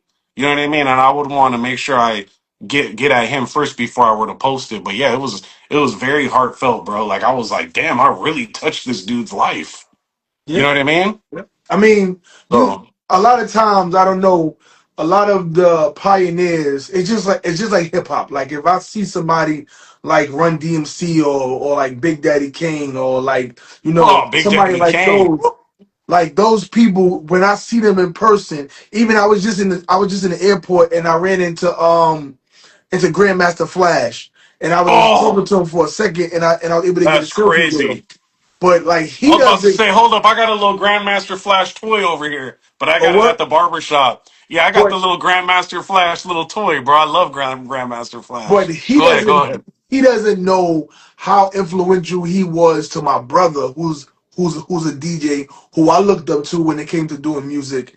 And it's just like, so yeah, I wasn't a DJ per se, but I was in the DJ industry as far as carrying his crates, helping him set up, helping him break down, paying attention to the DMC DJ competitions. So when I seen him in a airport, it was just like you were like one of the godfathers, and it's the Facts. same thing when it comes to you. You are one of the godfathers of the barber industry, especially when it comes to YouTube and doing informative videos since 2010. That it's just when we do get to see the pioneers come out, like see OG Walker, Al Millions, to see Pacino, to see Jada Barber, and there's a whole bunch of other barbers that very influential. But when we see them out and about, because we don't see them as much, when we see y'all, it's like we have to just give you praise because you guys don't know how many people lives you changed and their families. Like you had dudes that was hustlers that probably wouldn't be here no more. That probably was going to think about getting jumped into a gang, selling drugs, shooting and killing people. Like you guys don't Oh, know dude, trust me. how many I got people. lives. I got guys from prison, bro. Literally, multiple hundreds of people that have written me from prison, not from prison, but they were in prison, and when they get out, they're like, "Bro, I was watching you in the pen, bro." Like we were getting the Crazy. phones in there, and they're like, "I was watching ever since I was in the pen." And I said, "As soon as I get out, I have people that have came to my barber shop, bro. I've been watching you since I was in prison, bro. I got people from Mexico that are like, bro, I've been watching you since I was living in Mexico. One homie, I've been working with him a lot lately, my boy Jose. He was deported. He's from here, but he was born in Mexico. And then he went to the pen for I don't know, maybe 6 years, whatever, how many years he did, but and then as soon as he got done, he had no idea nothing. And mind you, he's never even been at this point, he had never even been to Mexico before. I've been to Uh-huh. Mexico like 5, 6 times, like bunch of times, right? On vacation and shit, right? Hmm. And he's like, bro, I had never even been to Mexico. He's a straight gang banging, cat from Northern California, right? I don't know if you guys are familiar with that lingo, but you got Northerners and Southerners. He's Norteño, right? Never, I never heard it for the West Coast, but I do hear it though. Yeah, you got Norteños and Sureños, right? Southerners. And he's Norteño. He never was in Mexico at all. He was born there, but boom, came to America before he was 1 years old. He's been in America his whole life. That's all you know. Right. Next thing you know, he comes out and he's getting released from prison, and they're putting him on a bus, and they're like, "Oh yeah, you're going to Mexico." So then he's in fucking Mexico for like 10 years, and he's like, "Bro, I've been watching your videos ever since I was in Mexico. The whole time I looked up to you, Al's Millions, everybody, right?" And he's like, "You're the main one, like Vic, you're the one, bro, that I." He's like, "I told myself as soon as I come back to America, he's like, I'm fucking coming to your barbershop." And sure enough, he came to my barbershop as soon as like the month he was back. And he Wow. came to my shop, took pics with me, and gave me my props and gave me my flowers and all that. And we're still working together right now. I mean, if you see him, his name's Jose Mora. He's on flyers and stuff.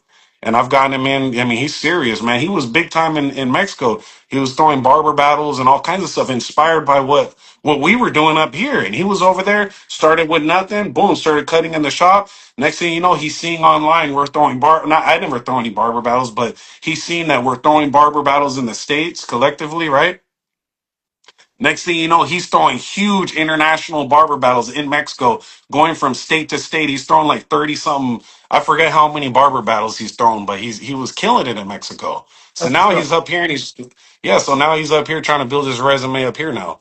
But yeah, man, like so many people, it's almost like the gifts God's given me, it's like I'm slapping God in the face if I don't use them. And that's why, like, I want to be lazy and just sit here and play video games and go do my job and come back, hang out with my family, and keep it simple, right? I'm a simple man, bro. You know what I mean? I know people look at me like, oh, he's this mastermind, come out with all this products and all this shit. But Yeah. I'm truthfully just an artist. I'm a simple man. I like to draw. I like to dance.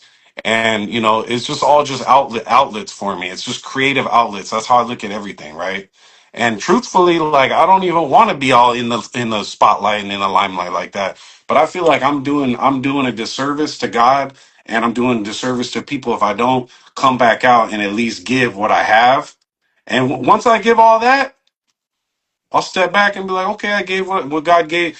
I'm gonna give what God gave me to give, and after that, if God, allows me to be on the earth long enough to be able to do that, cool. And if once I feel like I've done that, then I'll step back gladly and just be like, I'm chilling. I don't. There's nothing else for me to do because I already did it. You know what I So what's mean? the game plan then? Because you back now, I definitely see that you revamp things. I seen your booth at LV. I was like, oh, this is amazing. The logo, everything is nice and vibrant. Everything is very premium. And I was like, okay, He said premium. premium. So I'm like, Yes, okay, sir. so what's next then? Because it looks like you ready to like really get the gears moving and really blow up. So what's next? Well, I mean, like, I'm just, my thing is like, I've just had very, I've been this whole time that I fell off, if you want to use the word fell off, or some people, one dude came up and was like, man, no, don't say that. Cause I was telling, I talk about myself like that. I know I shouldn't, cause you, Mhm. you are what you think, you are what you speak, whatever. And the tongue is a double-edged sword and all that jazz. Right. And so, I know I shouldn't say like, oh, I fell off, but dude was like, man, you didn't fall off, bro. You were taking care of your family. You were raising your kids. Stop. Don't say that about yourself. You didn't fall off. Mhm. Everybody out here still knows you. They still love you. So don't say you fell off. You know what I mean? But in my mind, back to that competitive ego shit, it's like I feel like, damn, I fell off. You know what I mean? But Mhm. so for me now, it's like I said, it's not about ego. It's not like oh, I do have my stuff that I write down, all my goals and stuff that but as far as like my main thing is just being creative and just keep creating things, whether it be a new t-shirt design, whether it be another barber shop, whether it be like I have all kinds of plans. I could sit here for hours and I don't want to do that and sit here and tell you all the, but like I just, my thing is just little by little, just staying consistent with everything that I'm doing and not worrying about because none of us we're not promised tomorrow. So don't worry. And like that's always been a big thing for me is worrying about whether I'm gonna be able to get this done or whether this. It's like just learning how to just enjoy the journey. That's for me Okay. is the biggest thing right now. I'm not worried Okay. about. I'm not worried about competing or being the top dude on Instagram or YouTube or any of that bullshit. I don't give a shit about none of that. Mhm. All I care about is being the best version of me I can be today. Make sure I hit my 100 push ups. Make sure I give my wife and my kids a kiss before I leave. Make sure I give clean haircuts. Being in the moment. You know what I mean? Whether I'm at the shop, no matter what I'm doing, just trying to be in that moment. Try not to think too far into the future. I already have everything I need to succeed. You know what I mean? Everybody does essentially, right? But I mean, like I already have enough right now. Some cats become a millionaire off of one product. I don't even need half the shit that I have. I just need to move it and push it and promote it, right? Yeah. So for me, it's like just one day at a time. Try not to put too much on my plate because if I put too much, then that fucks me up too. So I'm just I don't want to say too much. My thing too is like I don't want to be like, oh, I'm doing this next, and then I don't follow through with Yeah, I'll it. do it. I But get it. I get but it. definitely, I want to do what you're doing. I want to start a podcast. I already have a name. I already have, and you definitely will be one of the first on there. You know what I'm saying? But I already have a name. I already have the logo, everything set up. I want to start a podcast, and for me, the products, all that stuff is cool. Making the money is great, all that stuff is cool, but the main thing for me now is that's different about the way I'm moving now is like it's more with purpose and it's more to help other people that are maybe dealing with the same shit that I've dealt with as a kid or in the barber industry or whatever, just life in general, like being able to give people hope and inspiration. That's my main thing. If I can't inspire nobody, I don't give a fuck how much money I got Hmm. or how much money he's got. If he didn't inspire nobody, everything to me, the best thing a person can do is inspire other people. You know what I mean? Yeah. Like who gives a shit how much money Muhammad Ali died with? Right? Yep. Did he inspire you? Yep. Right? Mike Tyson. Who gives a shit how much money he has? Did he inspire you? Those are two of my favorite people, by the way, that have ever lived, That's what's besides up. Jesus. But yeah, so it's like to me it's about if you can't inspire like to me it's all about being inspirational to others and inspiring people. That's it. It's like without that you ain't got nothing. To me you ain't got nothing. I don't care how much money you got. If you didn't So inspire me, huh? Go so ahead. there's no regret. The fact that you could have be, You could have been the 360 Jeezy. You could be the Chris Basio. You could be the J Majors. All these big names. There's no regret that you're not there. Nah, I love that. nah, not at all. Not That's at good. all. Okay. Not at all. But there was a time when I did feel like that. Hmm. There was a time, you know what I mean? Um, certain people I look up to, certain people I don't. J Majors, I definitely look up to. There wasn't always a time that I did. I mean, I'll be honest on here. I don't give a shit. I talked to J Majors earlier. Me and him are cool, you know. But there's a times where I was like, fuck J Majors. You know what I mean? There's a time where I was like, fuck this person, fuck that person, fuck 360 Jeezy, fuck Chris Bazio, fuck these Hmm. motherfuckers. You know what I'm saying? There was a time where I was like that. But I know that that don't get you anywhere thinking like that's being a fucking hater. And now I'm Hmm. like, you know what? At the end of the day, no matter what anybody want to say, like this bullshit between Cole and Jay Majors, get that shit out of here. You know what I'm saying? Like nothing that Cole could say, he could bring up the fight, all that shit, whatever happened at the show. All the people that were there, none of us even seen it. Nobody even knew that that happened. The fact that he's trying to bring that up to tear him down, whatever. I don't know what he's doing with that bullshit. But Hmm. to me, that's like that's not being a man. You know what I mean? Like, just if he wants to throw his barber battle and get after it, then fucking do that shit. Why the fuck do you feel like you got to build up? You know, you use his shit. And I'm not hating on Cole either, because I've even written on posts and shit. Like, I agree with a lot of shit that he says, like 99% of it.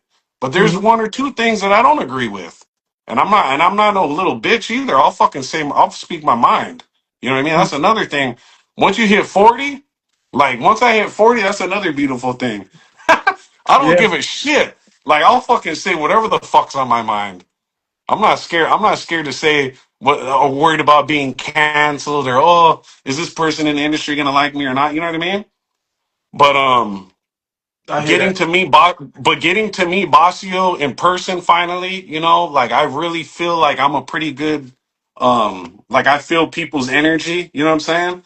And I feel like he's a very what's the word? It's on the tip of my tongue. He's a very not understanding, he's a very not charisma. Genuine.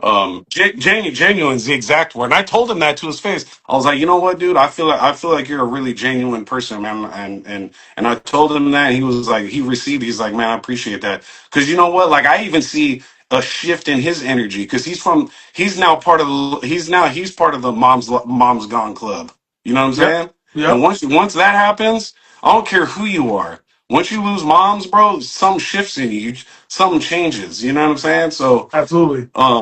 yeah, there was times where I talked to Bazio back in the day on the phone, not back in the day, but not too, a while back, and we agreed to disagree on some things, and there were some things where I was like, nah, I don't agree with what he's talking about, whatever. But I wasn't like, he's a piece of shit. I wish he would die or some shit like that. But I just was like, man, he's not for me. You know what I mean? But now I'm like, you know what?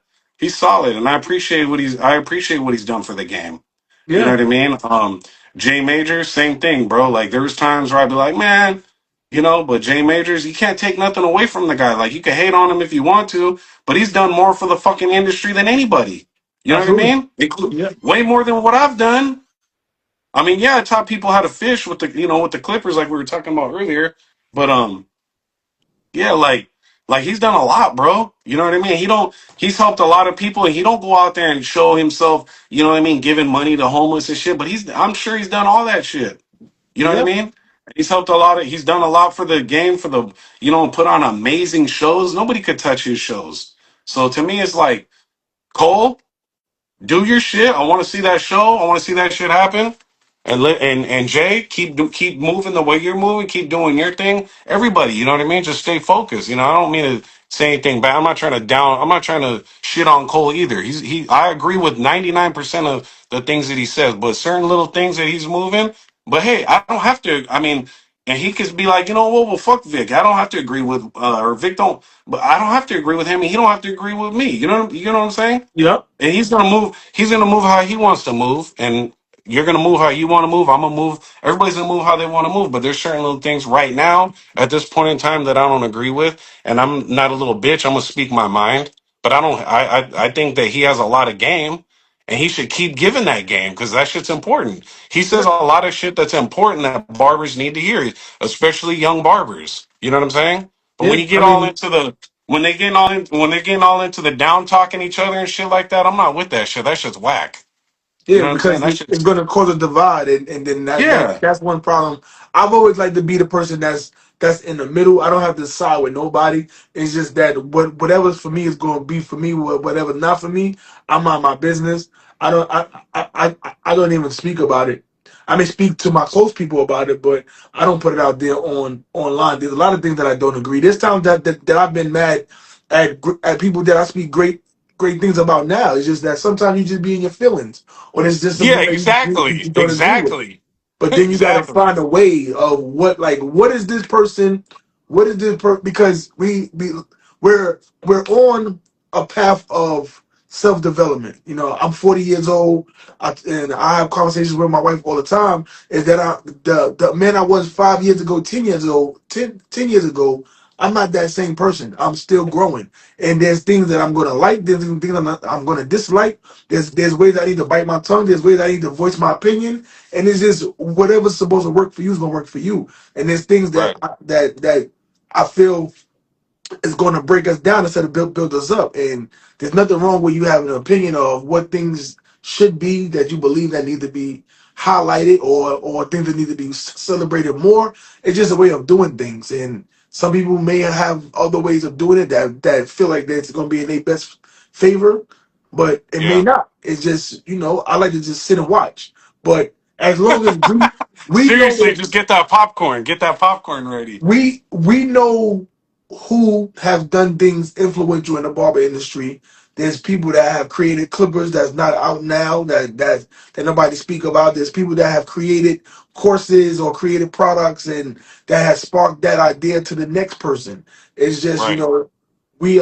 we try to give an understanding of what the history is, and a lot of times people may just jump out the window and just say things without knowing the actual facts of what's going on, where did it start, and where did it come from. And it's like, okay, well, now it's time for us to have an understanding. And there's always two sides. There's two sides to every story. There's always ways that we can pivot from it, and we all have to coexist in each other's space. It's just that you could be with it, or you could be against it, or you could just say it ain't my business. I think it Right. ain't my business. I'm going to Yeah, celebrate who I'm going to it ain't my celebrate. business. It ain't my business either. But here's the deal with all that shit between Jay and Cole. Like, here's the thing. I've known Jay a lot longer. I'm not even gonna say, oh, I like him better, whatever. That shit is irrelevant, right? I am cool with Jay though. But Hmm. here's the thing. I started following Cole for a while ago for a reason. You know what I'm Yeah. saying? So because I liked what he was saying it's not like, oh, now that I don't like some of the shit that he's saying, now it's like, nah, like, of course we're all gonna have differences of opinions on a lot of shit, Hmm. on different things, right? But like my thing is, he recently he said something like, yo, if you don't like the way I'm doing shit, then unfollow me. Then you ain't with me anyways, whatever. And I respect that too. You know what I'm saying? I respect it. But Yeah. my thing is like, what exactly are you trying to accomplish? Because to me he was doing a good job of raising the standard of the industry. You know what I mean? And Yeah. raising raising the awareness of young, especially young barbers. Most of the shit he's talking about, we OG barbers already know all this shit, and Yeah. I'm just agreeing like, yup, he's talking that real shit right there. That's Yeah. that real shit. You know what I'm saying? Him and Marvy Marv both talking a lot of shit that we already know, but Yeah. these young barbers don't know what's up. So I'm like, that's what's up. He's getting out here, he's being vulnerable, and he's talking that shit, and he's giving game that needs to be put out there. You know what I mean? Yeah. But then, when they started going back and forth, I was just like, nah, man. Like you almost like you fucking up, the whole like everything he not fucking up, but I mean he already like he had this respect for me anyways. I'm not saying he lost it. Like I just have no respect for him now, but it's kind of like, damn, I mean, hey, if you want to turn people off, you can. That's on you if you don't give a fuck. I mean, but he had me as a follower, and I think I'm still following him. I'm not like, oh, I don't know, maybe I did unfollow. I don't know, whatever. But it doesn't even matter. It's all irrelevant. Yeah. But regardless, I agree with most of the shit he talks about.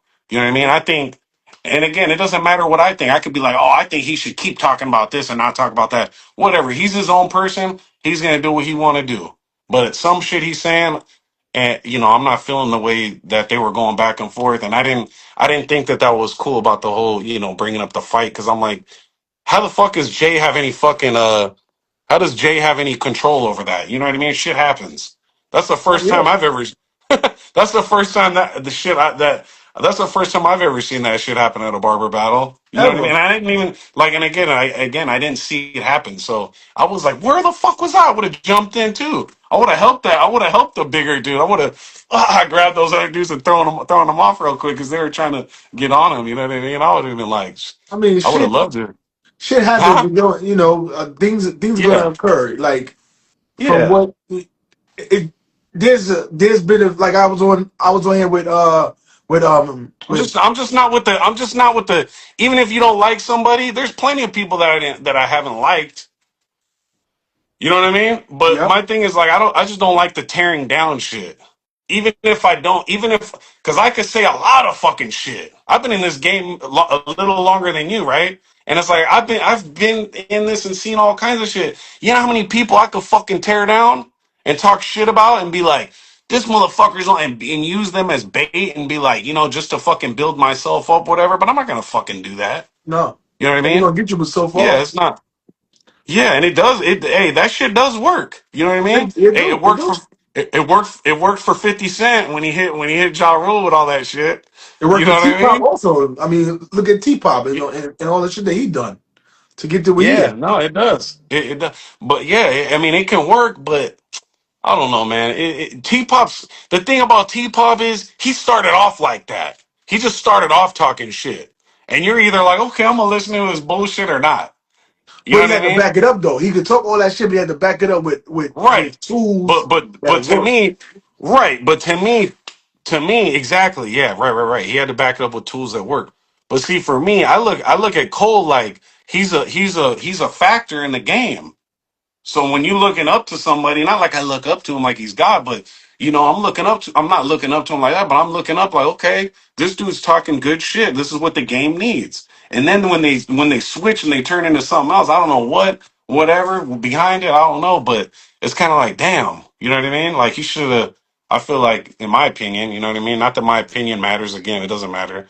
But I think that he's got a lot of game, and he should keep giving it that game and keep showing that these young barbers and these new people in the industry what time it is because he's got a voice that people listen to. You know what I'm saying?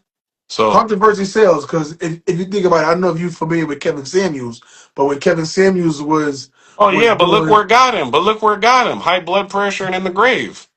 yeah, but still, when he was creating a lot of content for a long time, informing men of how to dress and how to smell good and how to be well groomed, and it wasn't paid attention to. Then he started talking to the females, and now we got people that's I don't like him, but the controversy sold. It Yeah, got more eyes on you, and people love drama.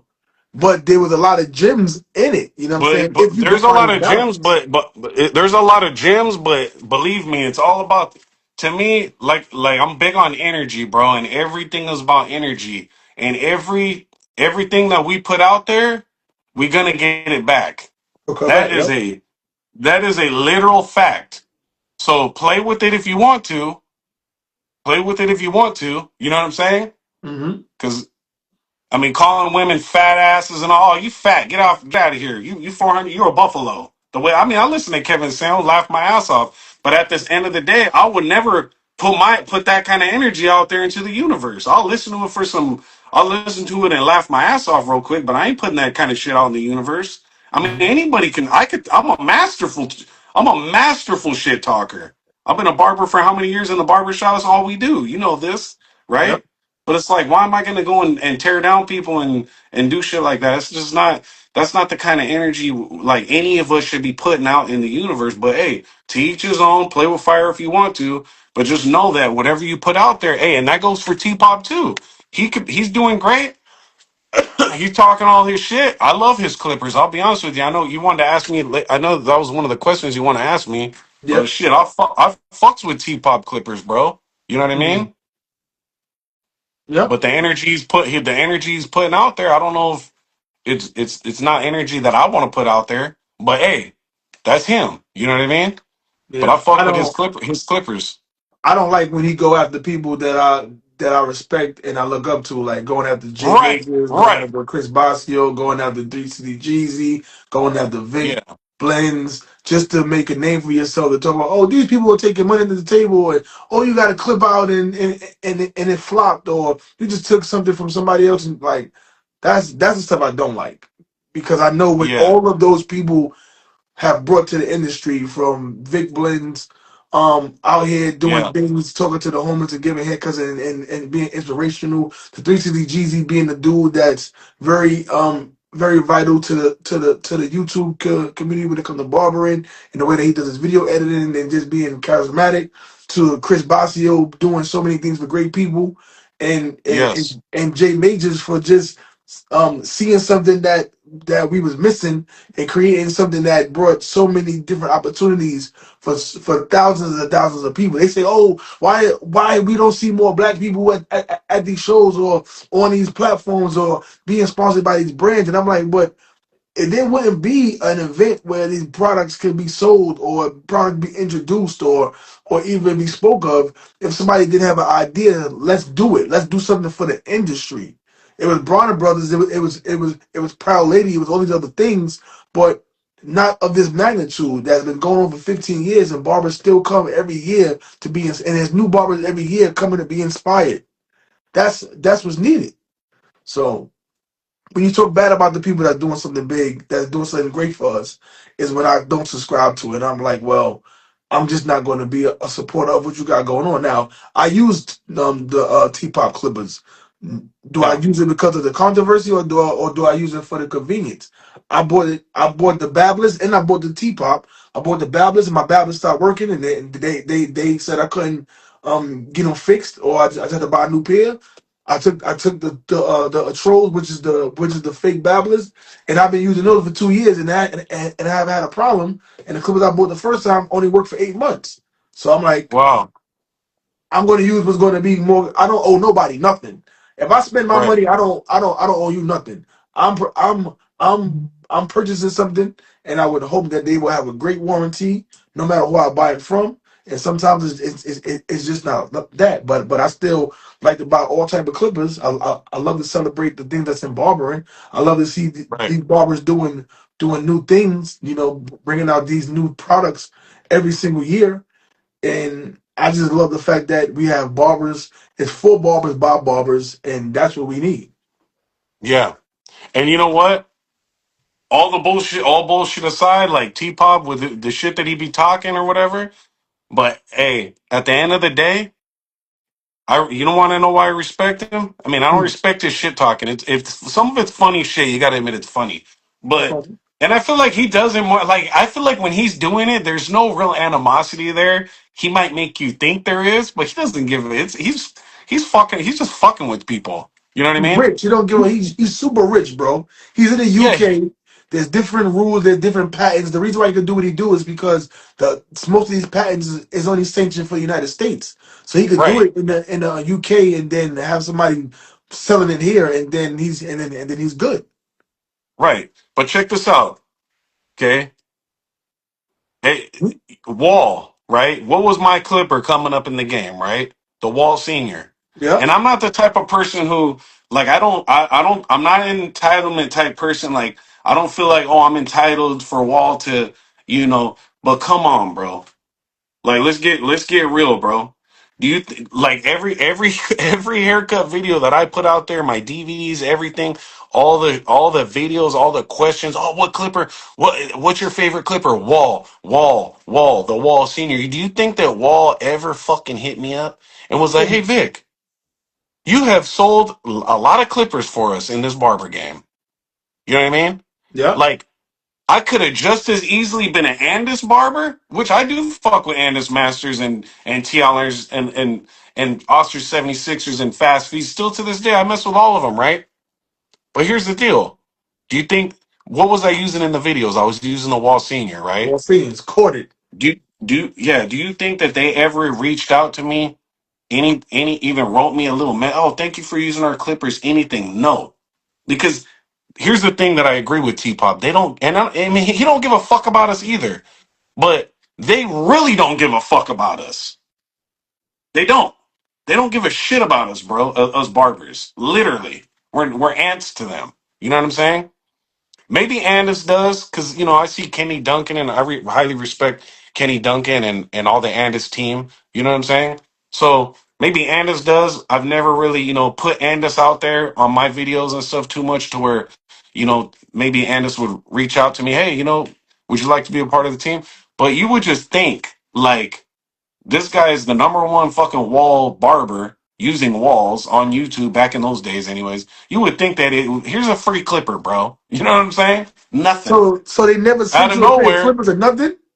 nothing, man. They've never, nothing. You know what I'm saying? But look, now check this out. Even look how they did Ron, classic cuts. They put the legend Ron on there, but Ron had a million wall clippers. He was the yes. wall god. Exactly, and did they ever? Oh, they put Legend on there because they made that Clipper supposedly after him. But why didn't they put the Ron Legend Clipper? Why Where not? where is Ron now? He don't even barber no more. Really? He yeah, he's not even barbering no more. He got tired of it, man. I think his last straw was I think his father passed away or something. Somebody passed away. It was either his mother or his father, and his client was like, "Okay, when can you cut my hair?" And he would Uh, it made him flip or something, man. He was like, "Fuck this shit. I'm fucking done with this punk ass bullshit."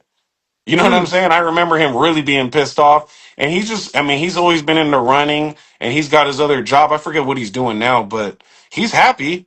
You know what I mean? I haven't talked to him for a while, but I think he just got tired of the day to day dealing with customers and just dealing with shit. You know what I mean? Because this barber, it's not for the weak, bro. You got to have that thick skin. You know what I'm damn, saying? bro. That's Yeah. cool. Here's But here's why a didn't crazy but why thing. didn't they put a little picture of Ron on the box? A little tiny picture. Ron Legend, classic cut barbershop. Ron wouldn't have wanted no money. Do you know that would have made Ron's day? Like it made his day that they even just called it the Legend. You know what I mean? Yeah, It made his day that they even called it the Legend, but that's the type of shit I'm talking about. You know what I mean? And next thing you know, so long story short, so I wrote this dude T Pop. He never even heard of me because I've been out the game for a long time. I wrote him, what's up, man? I'm trying to see what's up with your Clippers. I want to try him out. I hear a lot of good shit. Well, who are you? What makes you think I owe you a free pair of Clippers? And I'm like, okay, this motherfucker, right? I'm like, okay, I'm gonna check this out, player. I was like, I'm coming back in this game, and I'm the reason why. And I said some cocky shit. I was like, man, I'm the reason why this barber game is where it's at right now. I'm the original YouTube barber that taught all these motherfuckers their shit, right? uh-huh. Whatever, right? I just came at him like that, and he was like, all right, he was like, all right, what's your address? Boom, send me some clippers, and I fucking used them, and I was like, fuck, these fucking clippers work, and I've been using them ever since, bro. So you know what I mean? And then he has sent me multiple clippers. He sent me like three pairs of liners. Now that I think about it, he sent me one, two, three, four. He sent me four clippers, three pairs of liners.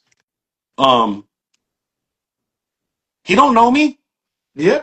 And I never used this. I mean, I've used his clippers in videos and shit like recently, like little and I plan to do way better videos, for YouTube and shit. But I've used them, but it wasn't like, oh, use the T-Pop clipper. You know what I mean? It was, but you could see I'm using them. But my thing is, to me, he's more about the barber industry than those fucking companies are. Even though, yeah, he don't give a fuck about us too. He could be like, oh, I'm just making money, whatever. And I don't give a shit. But at least he's listening to barbers. He's listening to what we want. His clippers ain't fucking breaking in 3 months. Like literally, bro. I've used like his so when it comes to quarter clippers, I will still use my Andis Masters, I will still use my Styleliner 2s, my T outliners, my 76ers, my fast feeds, my Wall seniors. I will still use all those clippers. I still have them all in pristine condition. I take care of them. I oil them up. I have all them, right? Wow. But I don't use them on a daily. But I'll tell you what, I will never invest in again. And here's the thing: you can't even buy those even if you wanted to at the local spot. They don't even all they carry at Alum Rock Beauty. And shout out to Alum Rock too, by the way. They got all the barber shit over there. That's where I go to buy a lot of my stuff. But um they don't have any corded clippers for sale. Pretty much, it's all wireless clippers, and like literally, bro, every company that I've used, they're all, and especially no fan. I mean, I don't want to try to talk. I'm not trying to talk down on Andis, but I had the Andis Masters, the Mhm. cordless. They were fucking. They worked hella cool for like 2 weeks. And because I'm a barber, bro. I cut hair. Like I don't just do one haircut a week for fucking YouTube. I still put my time in. You know what I'm saying? I put time in, bro. I still cut a lot of hair. You're So busy. yeah, so it's like I'm putting clippers to the test. You know what I'm saying? I'll use nothing but that clipper for a whole month, 2 months, just to see like is it gonna really hold up. Sure enough, bro, every time the cordless wall senior, trash. The cordless fucking Andis Master, trash. The cordless everything, all these big companies, all of them are all, you know what I'm saying? I don't like them. They all break. I just throw them in the trash. I'm like, fuck this shit. I'm never buying another cordless clipper from this company's again. Now, T-Pops, on the other hand, still running. Those plays, bro. The battery lasts hella long. I'll do like 5 haircuts with them without having to charge the battery. You know what I'm saying? These trolls, which you could get a Oh, whole those are set. those are cool too. Those are good. These was the ones I bought because the ones that's like the Babylus FX ones that's just like these. If you take this cover off, it's the same exact thing, which I've done a video for. But my Babylus joints broke in less than a year. I got the Babylus blade on here because I took the blade off of them to put on here, and I've been using these as my work mule for the past 2 years. I bought these. I bought the originals in Vegas at the LV Barber Expo, and they said I couldn't send them in to get fixed. But these T-pop joints that you could buy the whole set, the trimmer and clipper for 180. I've been using these every single day for all Hey, my so it's clients. like, that's what I'm saying, bro. It's like, say what you want about the guy, but his fucking clippers are fucking working, bro. Period. You know Yeah. what I'm saying? And that's why I'm saying, like, these companies, I feel like a lot of them don't. I don't want to speak on Andis too much because I don't really, I never really put it out there that I used Andis, but I have always used Andis secretly. Secretly, I have always used Andis behind the scenes on a daily Really? basis. Yes. I always wanted to be part of Wall, but I was looking at it like I wanted them to be like, Vic, we want to bring you in. You know what I mean? I think I might have filled out one application or something back in the day, but maybe I didn't fill it out right, out properly or whatever. But never heard nothing from him. Never. Wall drops the ball all the time. I love Wall. Wall, I got him. I got him in my arsenal, right? But they dropped the ball, even with Sly Honcho. Sly Honcho is like the number one barber right now in the barber industry. He doesn't have an endorsement deal with not one clipper company, and he was using the Wall clippers all last year till he started to start picking up other clippers. But I'm like, why wouldn't Wall pick him up and make him the number one ambassador for the clipper company? It makes no sense to me. Then Yeah, they don't. I just interviewed a 10-year-old barber yesterday by the name of Vic the Barber, and he's 10 years old, phenomenal barber, doing barber battles and everything. At Why 10 years old, wouldn't at 10 he's years 10 years. old, 10? That's Why crazy. wouldn't why would and yes, Wall sent him the vapors and they sent him a whole bunch of stuff, you know. Yeah. But why wouldn't you, like, if you got so many kids want to be barbers now, why wouldn't you pick this young barber that's in the game right now from Colorado, the youngest barber in Colorado What that's cutting? nationality is it? What nationality is this kid? I think he may be Italian. He may be Italian or yeah, I think so. Okay. But he's 10 years old, bro, and he's fire. Designs, straight razor, sheer work, color.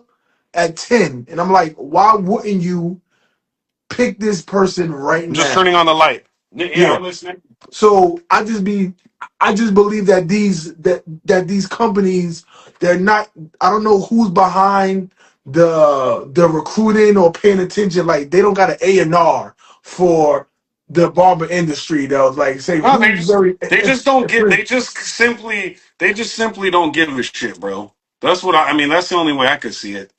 his name Like they his just don't care. His name is Bentley the Bomber. If you go to my Instagram page, I interviewed him yesterday. Oh So shit! he's on my page. I want everybody to follow him. Make sure you tell him that Radio Star Podcast sent you guys because he's Hell 20 yeah, years I'm gonna old and check he's them doing out. great things. Yeah, man. It's just that they be dropping the ball. The fact that you are the reason why I bought the Wall Seniors, but because I saw you cutting Yeah, them. I begged my wife to buy me a pair. She bought me a pair of Wall Seniors, and even I have my corded Wall Seniors that's in my graveyard. and the corded wall seniors, for the record, still to me are it's arguable between the masters and the seniors, but they just Look, give bro. you two different kind of cuts. Look, Yep. bro. These are Yeah. like these are my first clippers. Like I took my first Yeah. The clippers, reflections. Yep. put Senior them on the wall. reflections. These are my first pair of trimmers right here that I ever purchased. These are my first pair of clippers right here, the masters these is what I learned on. And I'm like, these are things, That's fucking dope that you put them in the little frames like that. That's hella sick. but these are the things that made me money that provided for my family. So I'm like, these companies are they're out of touch when it comes to what the barber really brings to They the just don't give a shit. industry. They just don't give a shit. Period. They don't care. It's It's not sad that they're though. out of touch. They just don't value us, bro. It's just that simple. And at least T Pop, he doesn't value people. I don't know. I don't know what's in his heart. I don't know how he looks at people. I mean, he kind of comes off as a bit of a socio psychopath. You know what I mean? Narcissistic type personality disorder. Who knows, right? Yep. But but at the end of the day, if he likes you, he's sending you some clippers, or if he thinks whatever. I don't know. I mean, he didn't know me from nothing, and he sent me some clippers. So I'm like, you know what? He can't be that bad. You Yep. know? So since we speaking about Clippers, and before we get up out of here, let me do it in Yeah. my barber questions, which is my 5 questions that I ask every barber. All right, you The ready? rapid fire. Yep. Rapid Go ahead. fire. So the first question I got for you is top 5 Clipper companies. So we talking about Clippers. Top five. Yep. I mean, even though I don't fuck with Wall like that, Wall, not new Clippers, but yeah, definitely the old school ones. Wall, Andis, Oster, and I'd have to say T Pop now. I So have to that's throw him in 4. there, bro. You I said have to throw him in there. Wall, Andis, Asta, Teapot. You got one more. And I will have to say, they've sent me some clippers as well, and all of them have been good clippers and have lasted. I have to give them a shout out, man. And I know T Pop's not gonna like this if he sees this video, but fuck, what the fuck are they? What are the ones that he's always clowning on? Babblers. The ones that no, he's always clowning on another company that they like blew up or some shit. Oh, you talking about Stylecraft. Are they Stellarcraft? No, Stylecraft Grammar. Stylecraft Gamma. Those the one that blew one of up. the I think it might be Stylecraft. I mean, they've sent me. I think it's Stylecraft. What the fuck? I'm having a brain fart right The now. name of the Clippers are the Instincts. No, I've never used those ones. Okay. They just sent me one called the Rebel or some shit like that. The Rebel. Yeah, it's like I a don't know. white clipper. I haven't used it yet, but the clippers that I've used that they've sent me they've all been good, and none of them have blown up in my hand. And to be Yeah. honest with you, and I'm not lying. This is real talk, bro. I've had several pairs of Andis T Outliner GTX. I don't know if it had something to do with the power in the wall, or if it had to do with the cord or what. But I've had GTX. not those ones. The corded I recorded. GTX straight blew up in my hand, bro. Literally, that happened 2 times Wow. back in the day. But I didn't care because they hit so clean that I just kept buying them. But yeah, that happened twice. I'd be Bro, cutting, all of a sudden, I would just hear poof, like a pop, and but then I I'd be want, like, bro, "Oh you know what? shit!" Know what it could be though too. A lot of times we put too much oil, and that oil would get down into those motors, and then it'll make it blow up. Yeah, maybe. But I've never anybody really, I out never. there, sorry, anybody out there that got clippers, never throw your clippers away. Contact the company. Wall has a very good warranty company. A very good warranty. You could send your things back. You may have to pay something, but it's worth not throwing them away. And all those barbers out there with the graveyard clippers, contact Wall, contact Andis, because they do have authorized people that do the repair on these clippers. So those OG clippers that you want to bring back out, they will definitely be able to fix them for you. Yep. Okay, that's what's up. So Yeah, but so I as mean, I'm pretty sure. I'm pretty sure it's Stylecraft, so that would have to be the other brand that I think okay, is pretty good. I mean, I haven't really used too much Babulous, bro, to be honest with you. okay. So I can't speak, huh? So even when the first Bablis FX skeleton clipper came out, you never used them. I don't think I ever used. I think I may have you tried them, but I don't bought a pair, and yeah, I've never really used them like that. I never used their fading clipper, their adjustable clipper rather. Yeah, I've never Mm. really used their stuff. I mean, they look powerful, but I just can't really speak on them because I haven't used them like that. What about Coco? Well, I've used the T-Pop Coco ones that are just like Coco. Does They that count? no, the cow. Yeah, no. I Hey, get it. I get it. I get uh, it. You know, yeah, I've because never used you got your Coco. preference. So, okay. Second question I got for you is having a license important and why? Having a barber's license? Hmm.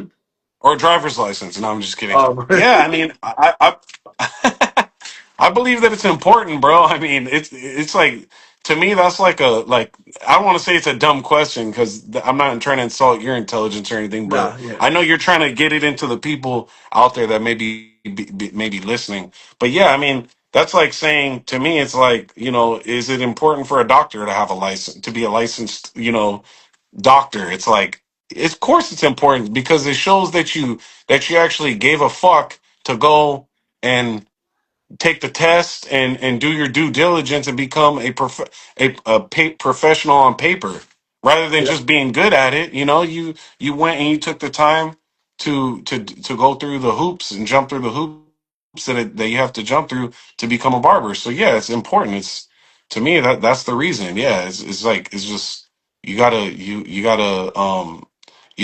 it shows a certain level of maturity too because anybody could just start cutting in their garage and Yeah. just or whatever and be like, yeah, I'm a barber, but it's like the mature person is going to go and get the license. They're going to take all the necessary steps, and to me that matters. To me it matters, I appreciate that. and that's why. Third Yeah, yeah, yeah. third question I got for you is: does having a social media presence convert into building a stronger clientele? To me, yes and no. Because I had a strong clientele way before Facebook and all this shit ever even happened. And to me, like nothing is gonna give you a stronger clientele than you just simply being a good person, being a good barber, and building up relationships and building good rapport with people. No social media presence is gonna beat that. Because I know off the top of my head, I can name 50, 100 barbers that don't have any social media presence. They just post their family, but they're more fucking booked up than anybody on social media that tries to pretend like they're God's gift to barbering. That's what I'm talking about, bro. That goes back to all that shit I was talking about earlier about, the barber named John, the old man that made me feel this big. All that shit goes back to that. You think he had a social media presence? That No. guy that guy died. I mean, he didn't die, but if he did die, he died with $20 million in the bank because he was a real estate agent, a barber, and one shop, and the guy was just balling out of control because he was smart. He knew how to build relationships with people, and he knew how to, he knew how to do it. And Hmm. so he didn't have no social media. So to me, social media is cool. It's a tool if you know how to use it. It's just a tool. It's not like, oh, if you have a social media, boom, that's the answer. No, if you don't know how to use social media, you're not even gonna get clientele from that shit. Yeah. You have to know how to use it. Like me personally, I don't even use social media to get clientele. I rely on my mouthpiece, shaking hands, like, what's up, man? Yeah, I'm a barber, yeah. And just giving a dope cut and believing that people are gonna see that cut. And people are like, oh, that's a horrible way to, think that you're gonna get more clientele. But hey, guess what? I've been in the game 21 how many years now? I think 20 years. And let me see. 21. You Whatever. said I've been in the 21. game. You said Yeah, 21. 21 years.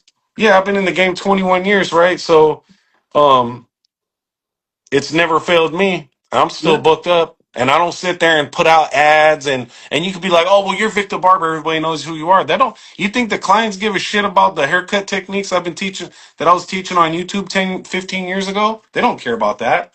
Nope. So, to me, it's all about how the person you are off of Instagram. Because you could gain a client off Instagram, and if you're a fucking dickhead and you don't know how to treat people, you're not gonna fucking keep that client anyways. You know what I'm saying? Fact. That's a fact.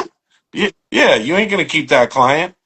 That's a They're gonna fact. be like, damn. And no offense. That's why, like, I'm not trying to speak on people, but I don't give a fuck. I'll say whatever the fuck I want. I've cut certain people. I'm not gonna say his name, but we'll just say he's a big YouTube barber. Huh? We'll just say that he's a big YouTube barber, and he's in the Bay Area. I'll just leave it at that. I've had clients come down and be like, "Man, all that way he promotes himself on IG and YouTube and all that shit is all fake." In the shop, he's quiet. He doesn't fucking greet people. He's not cool. He ain't none of that shit that he promotes on the YouTube. And these people have come to my chair and come driven hours to come sit in my chair and get cut by me. So I'm not I gonna get it. put the name out there. I'm just gonna leave that right there. Huh? No, Huh? I get it because I've had clients when I was in New York that used to go to the big name barbers out there, and they'll come to me because they see me on the same booking app and be like, "Yo, bro, I've been to so and so, and they haircuts is not even as good as yours, and your customer service is way better, and blah blah blah." And I'm like, I mean, I don't ever talk bad about other barbers, so all right, cool, but I Yeah, I'm not. That's what I'm understand, saying. you I'm not know. trying to. No, That's no, what I'm no, no. I saying. I'm get not it. trying I to get talk it. bad about him. I get it. But I it's get it. like all I'm Yeah. saying is my point is that all that shit on Instagram, how you carry yourself on Instagram, it don't mean shit if they come to Georgia. if you come to your chair and then you treat them like a dickhead and you don't even know how to fucking greet people and actually care about people. You know what I'm saying? You have to, Yep.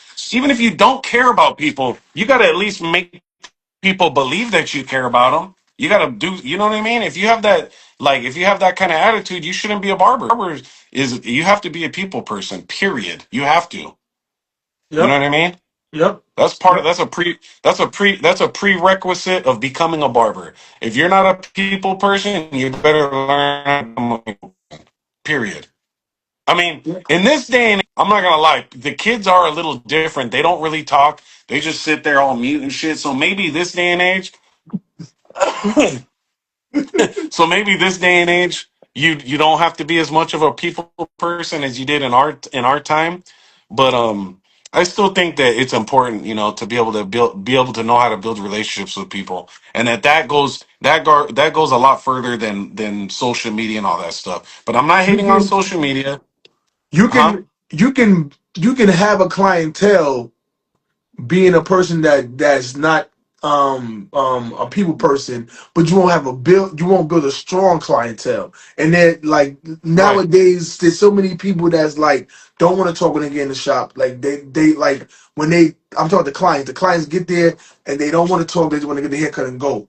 And I think that's why there's different customers for different barbers, and you may right. be the barber that's not all into the conversation. You want to get them in a chair, get them out, and then a lot of customers will go to that person because that's what they want. And then you got a person like me that we gonna have a conversation from the whole haircut, and I know who want to talk, who don't want to talk, who want to they want to confide in me all the things that they got going on.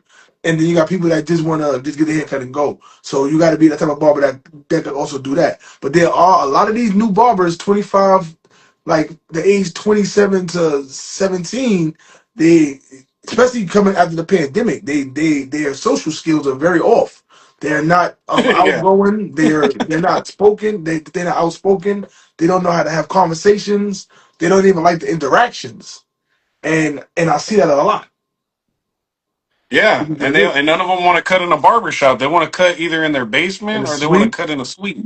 Yeah, yeah, or in a they go straight suite. from barber school straight to the suite, or straight to the garage, or straight to the basement. And what I Yeah, don't understand is these barbers that go to barber school and then go and cut in a shed or cut in the basement or cut in the suite. You don't even you don't have enough skin in the game to be isolated in a small space. You need to yeah, be the way you stay sharp is by having people to the left and right of you and to create um communication and technique and learn other things. 'Cause you yeah. didn't learn everything at barber school. I'll Exactly. be And I'll be lost. they think that they're learning, like I see a lot of people doing techniques, like for instance the corner technique. It's like I see people doing it and I'm like, you're just doing that because you've seen 1,000 other barbers do that, they've seen me do that, but they don't even know why I'm doing that. It's like they're just doing it for the video, just to show a little dumbass technique in there, but they're not even using it. See, if you notice, I didn't used to just use that corner technique at the bottom of the line. I was all up in here with the shit. Yep. You know what I'm saying? I want to take my hat off because I don't got good hair like that. But you know what I'm saying? Yeah. That corner technique was to really blend out little dark spots and imperfections that were up here. The fade would be down here, and I'd be all up in here with it with the T outliner and shit Yep. too. That's Yep. why when I see people doing it, I'm like, you're not even fucking doing this shit right. You're just fucking doing it just to kill time on the video and show like you know what you make it look like you know what you're doing. The fade's already done, it's already clean, and you're sitting there doing the corner technique on there, but you're not even they're using the other side. I even heard one barber go, oh, you shouldn't use because I've always used if I'm holding the clipper right here, I'm using the left side of the blade, right? Hmm. I'm always tilted right there, and I'm using the left side. I've heard one barber try to tell me, "Oh, you're not supposed to use that side. You're supposed to use the right side." I'm like, "Motherfucker, I invented that shit. What the fuck you talking about? Trying to tell me what side of the fucking clipper to use? Get the fuck." I'm like, "Get the fuck out of here, bro. You know who the fuck you're talking to? They don't Straight up, know, I've bro. got dude.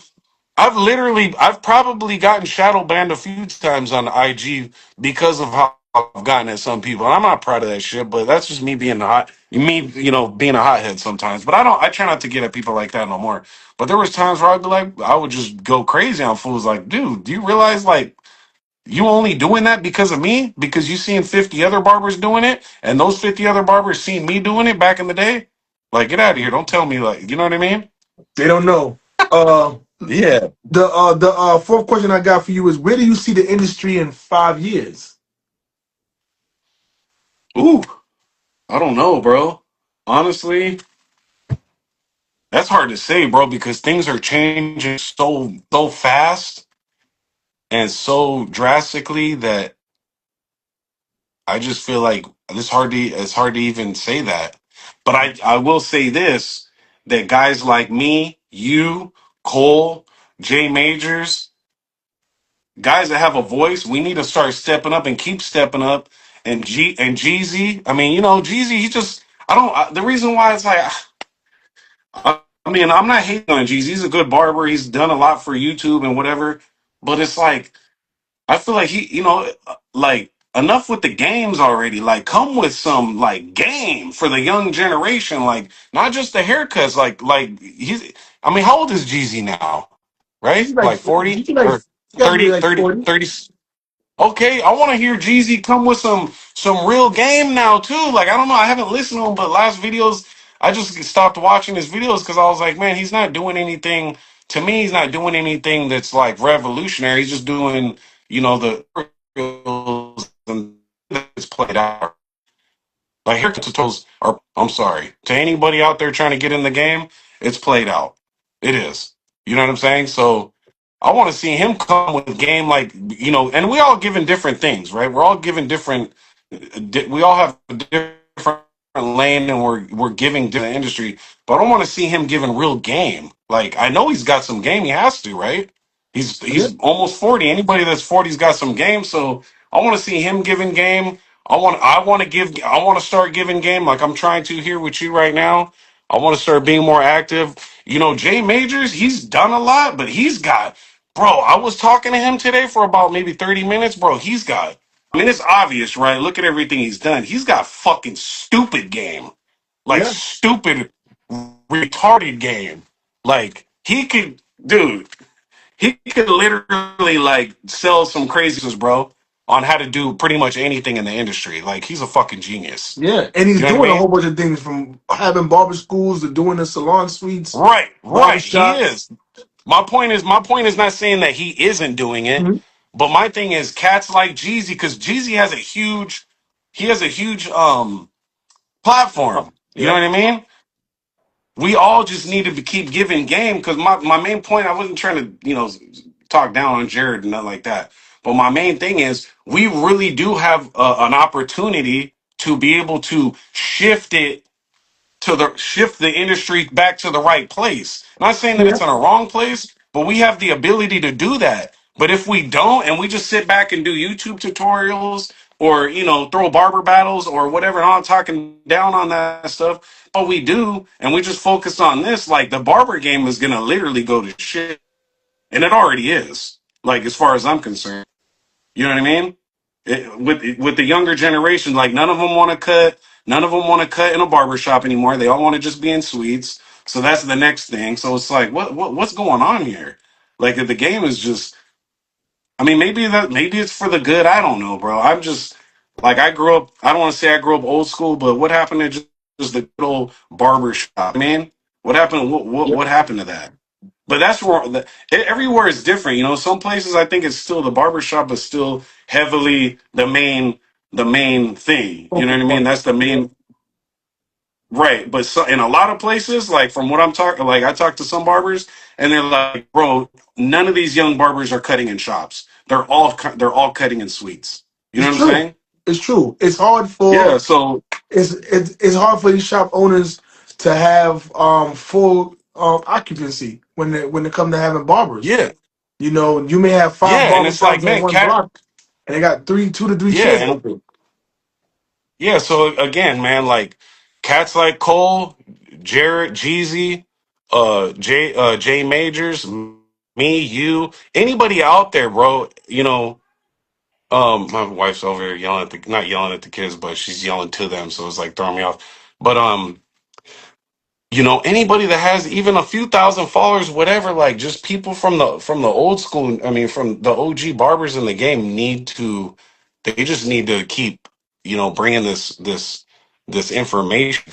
You get what I'm getting sidetracked. I need to like keep pouring into this generation. Of course. Otherwise, because like your question is, where do I see it?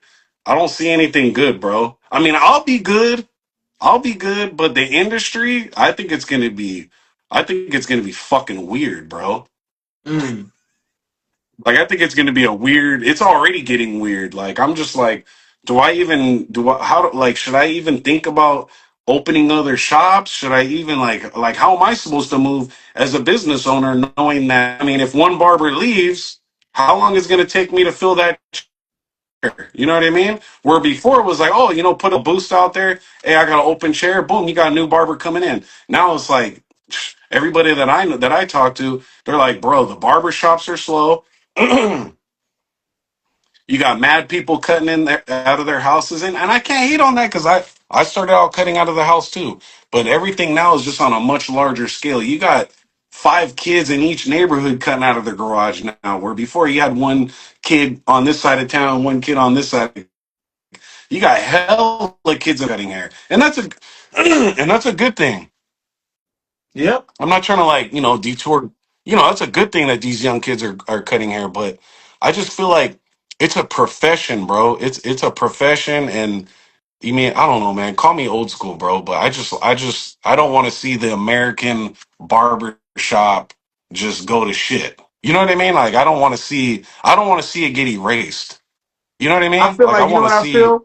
I feel like all of these young barbers that we speaking about, especially the one that's cutting out the house and this and that, we, the OGs, have to be the ones to try to, pull them out of the house and take them to a show and, bring them to a shop because a lot of them they don't know what that aspect is really about. They just learned Yeah. something on YouTube and they say, yo, and then they started cutting themselves and cutting their friends. And then there was nobody that they probably really idolized that made them say, you know what, come and let me show you something. Like Well, there's a few they barbers have that I see idolized. now. I feel like they have all idolized the same person. They basically all. I mean, I feel like I said, I feel like I feel like you're doing your part. I'm gonna do my part. I mean, I feel like I always kind of did push that line for the craft.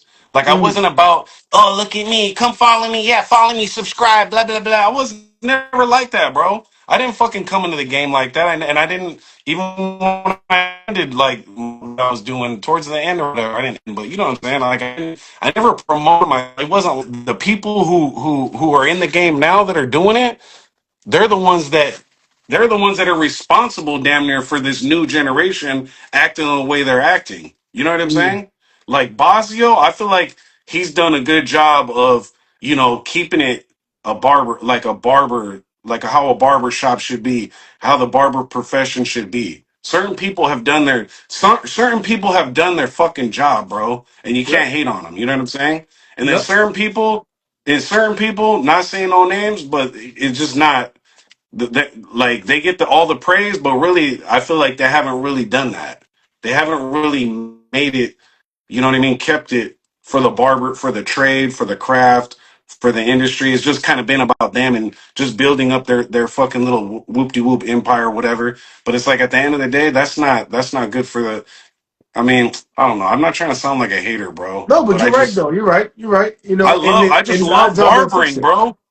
I just love barbering. Like I love this shit. Like this shit is everything to me. You know what I mean? But too, Like it right? really is. If you didn't have that person that told you, oh, let's go check out the barber school, because it came a point where you was like, well, this school only take cash. I don't got cash. Somebody informing you about another barber school that was all the way in San Francisco, but they took you there, and it was like, okay, well, this is what I need to do. I need to be here. Then from that, there was other people that was in these barber shops that was grooming you, helping you, teaching you, but you wanted to be there because you seen it. These new barbers are not seeing it. Man, it's just bro, something about barbering it's like a magical like not, but it's just like a I don't know, bro. I'm different though, so I can't expect everybody to be like me. But the things that I Absolutely. feel like when I used to go and visit Shane, you know who Shane Nesbitt is? No. If anybody, for anybody that don't know who Shane Nesbitt is, after you watch this, go on YouTube and watch Shane. Type in Shane Nesbitt. Nobody like to me. He's like the epitome of just like a hardworking barber that just fully saturated his whole being with barbering, bro. Like nobody loved barbering more than him. And I don't know what's going on with him right now. I mean, I don't know if I think he sold his last shop, and I think I don't want to speak too much on him, like what he's going through, and I don't even know what he's going through, but I know he was Yeah. going through some things, but nobody when he was at the height of his career, nobody was more passionate about barbering than this guy. Like Uh-huh. he was charging $50 for a haircut like 15 years ago, bro. Like this guy had the service. He had he had it down, bro. His service, the way he treated his clients, the way he served, like the way the shampoo with the shaving, with everything is like when you watch the way he gets down, you just be like, it ain't about the haircut per se. It's about Uh-huh. the whole. The Can you hear me? Yeah, yeah, yeah. Yeah, it's like it's the whole package with that guy. You know what I mean? Just a fucking beast, bro. I Watch just when found you him on watch his YouTube. videos, you're gonna get inspired just by watching an old ass video of him. I guarantee it. Like when I need some inspiration, I go back and watch his videos. I don't go fucking no offense. I don't go and watch Chris. I don't go watch 360 Jeezy. Those guys, I do get inspired by Chris. Don't get me wrong. And Jeezy as well, but not so much on the hair cutting. You know Yeah. what I mean? I get inspired, like business wise. I get inspired by Chris because I'm like, man, this guy's a beast. Yep. He's built a tremendous brand, built a big company.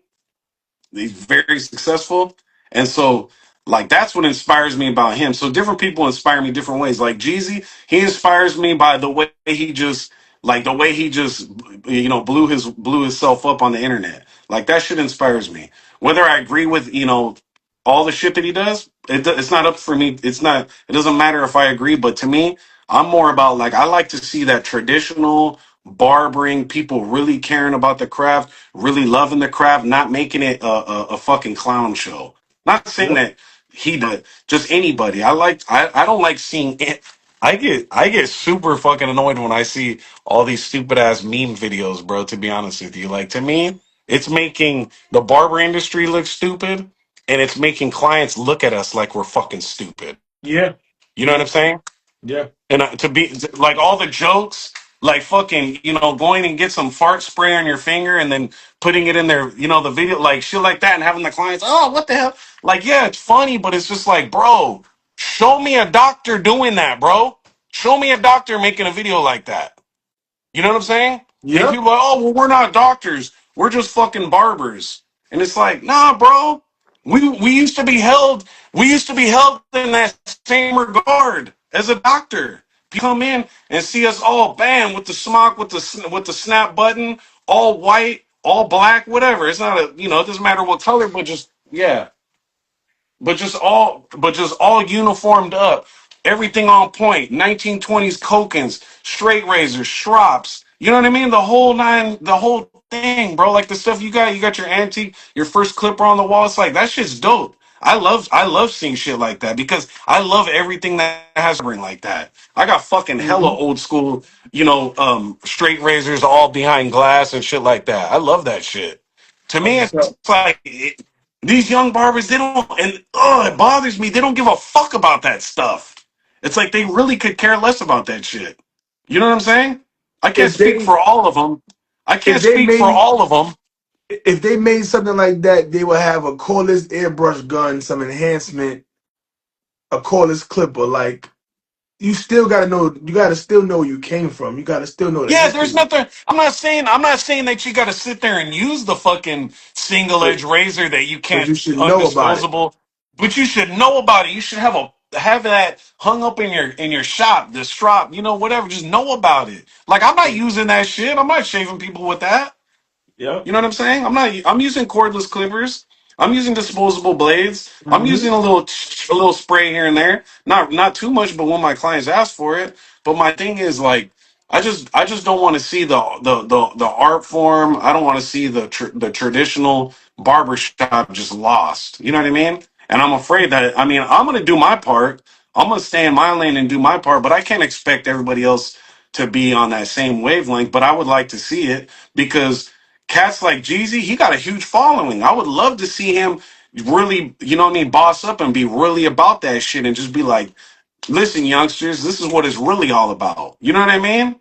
Yep. And you and me, Cole, Jay Majors, fucking everybody, and Danny. Like I remember, you know who Danny is from New Success Jersey? addict. Yeah. Jay Majors, with Success Addict, right? Yeah. Like that dude inspires, bro. I even sent him a little message. I was like, bro, I still go back and watch your old videos, bro. When he's coming into with the music and shit, and he's walking in, showing his feet. You can Yep. just see the passion, bro.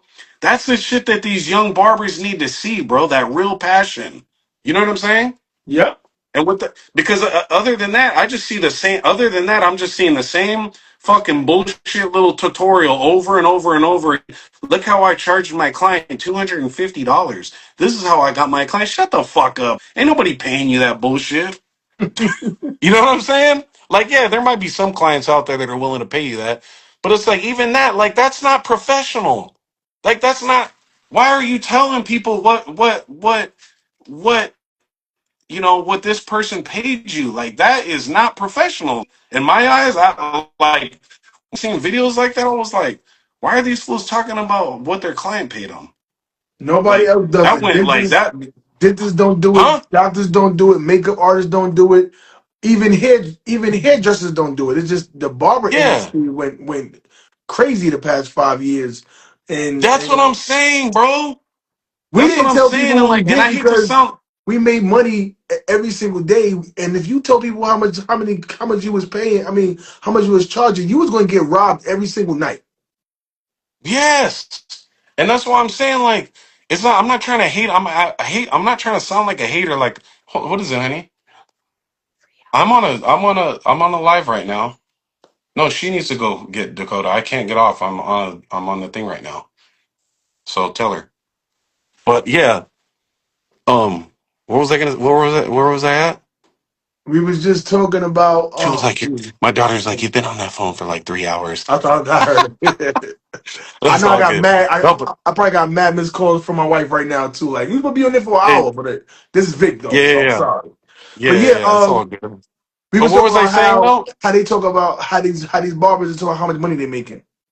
Yeah, yeah, yeah. It's like to me, like that like mind boggled me because I'm like, why would you do that? And like, who? Why are you telling people this shit? And I get it. That's the problem. Is everybody they're not doing shit to further the industry. They're just doing shit to further their views.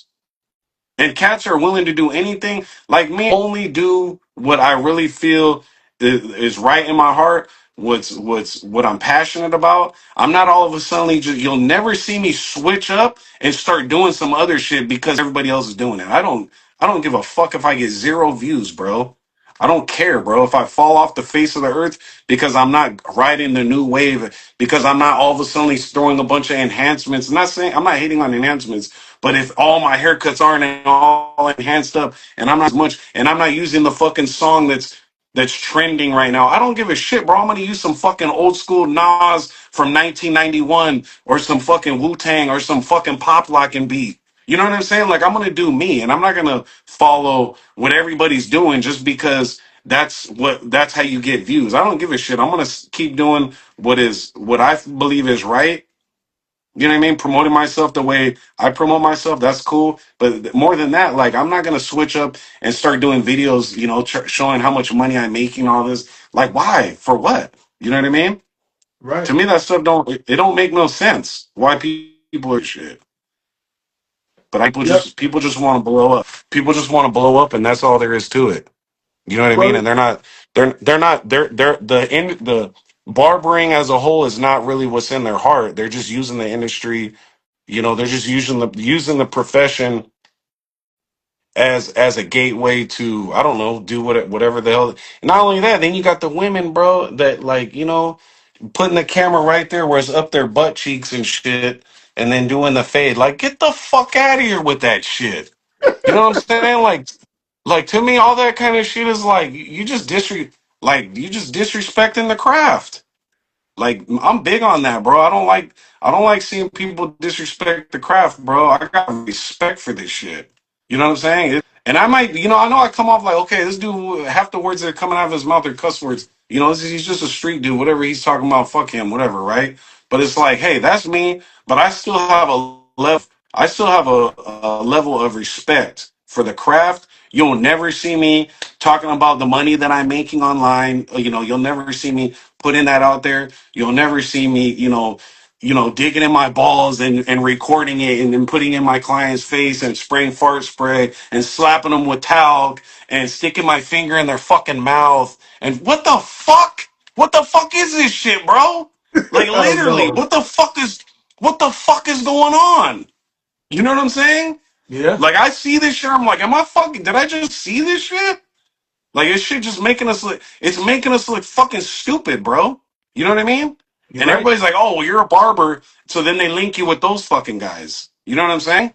Yep. And they look at the whole they looking at the whole craft, and then cats is wondering why you can't get more than $20-$30 for a haircut. Because of people like that, and they're faking on the numbers too. Most of these cats are faking on the numbers, bro. I know I'm that for sorry, a but fact. that's yeah, they're numbers, bro. They're buy my fucking course. This is how I scaled this person to make 15, 20 grand a month. Shut the fuck up. You ain't fucking never made 20 G's in 1 month, cut fucker. You don't know what the fuck you're talking about. You don't even fucking got the balls to stand behind the chair and make 20 G's in 1 month. I know people that actually have made 20 G's just cutting hair. I do know people, but Hmm. they're fucking working. They're working their ass off. You know what I'm saying? And these people, oh no, I charge 250 a haircut. I only have to do 3 haircuts a day. Get the fuck out of here. That's all fucking a bunch of bullshit, bro. Maybe certain. And I was speaking about this with DL, right? I was Hmm. speaking about this with DL at the Las Vegas one, at the Las Vegas battle, and I was like, see, I believe cats like you when you're like, I made $1,500 in 5 minutes just lining, and I'm trying to talk like him too, just lining up this dude's mustache for this movie or whatever. And I believe it. He literally charges by the minute. And I believe that because that's DL Master Barber, right? And he cut Tupac. He's been cutting people for movies in the industry, in the movies and film and the and music industry for years. He's big. So I believe it when it comes from him. You know what I'm saying? I Yep. believe it. I know he's telling the truth. He's not. I know he's not lying, right? Yep. But here's the deal: these kids want to get to that, but they don't understand that that shit took years of building relationships with different people where he's that guy. Yeah, they can call you, they can call any, they can get on you on Instagram and pick 20 different barbers that got bars that could do the job, but who are they going to call? Because he did what? He built that relationship. It all Absolutely. starts with relationships. You know what I'm saying? They're not gonna just go to this kid or that person or whatever. They're gonna go to DL because he built that relationship, and there it is. And that's why he's that. That's why he's where he's at because he's been that guy, and you got to give it to him. But these kids talking about they're charging 250, 3, 4, 500. Come on, bro, miss me with all that shit. And I'm not hating. Hey, if you are getting that, hey, more power to you, bro. But I just I don't believe it. And I know many barbers out here are just like, nah, stop it. You know what I'm saying? I'm one of those guys that say stop it. But listen, man, we gonna definitely need to have to do a part two because I know we got a lot to My really bad, talk bro. My about. bad. Hey, No, I know I listen. might have went off, bro. I'm sorry. This is exactly what is needed because when they dissect these 3 hours and so much gems that was spoke of, and we just hitting the surface really.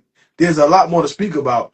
But I definitely want to get you back on. I want to we could probably bring in DL to have a conversation with it because I want to do the things that we don't like in the barber industry now, and us having like a roundtable discussion because we can address these things to correct it, and we just don't talk about it, but we act on it. So I definitely want to get you back going sooner than later to have more in depth conversation. Absolutely, bro. And one more thing, I don't want people to. I'm like I said, I might come off like I'm completely nuts. I'm just really passionate, bro. And it's not like I'm angry at anybody or anything like that. I'm just really passionate about it. And if I come off and I may have said things, whatever, that may have offended anybody, I don't mean to offend anybody on here. I just want to let that be clear. You know Uh what I'm huh. saying?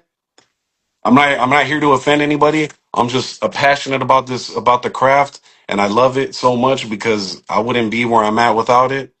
That's a And fact. yeah, man. Shout out to everybody that we spoke on today, and shout Everybody. out to everybody out there, and shout out to all these new barbers. I hope that they could see this podcast and get some type of game from it and be inspired. And I don't mean to come off like a fucking asshole, but I'm just really I'm just, you know what I'm saying? I don't want to come off like, because the OG talking his shit, I'll shut him up. You know what I mean? Like, I don't want to be that. I don't, that's one guy, that's the guy I don't want to be either. You know what I'm saying? But I'm passionate, bro. Nah, And I know a lot of people that think that, go ahead. don't apologize for none of this, bro, because you're speaking it from the heart and you're speaking things that's very important to you. So don't ever be Right, apologetic for something that you believe in. You ain't say right. nothing No, wrong. yeah, I know, where I'm coming from though, right? Yeah. It's all love, bro. I got love for everybody, bro.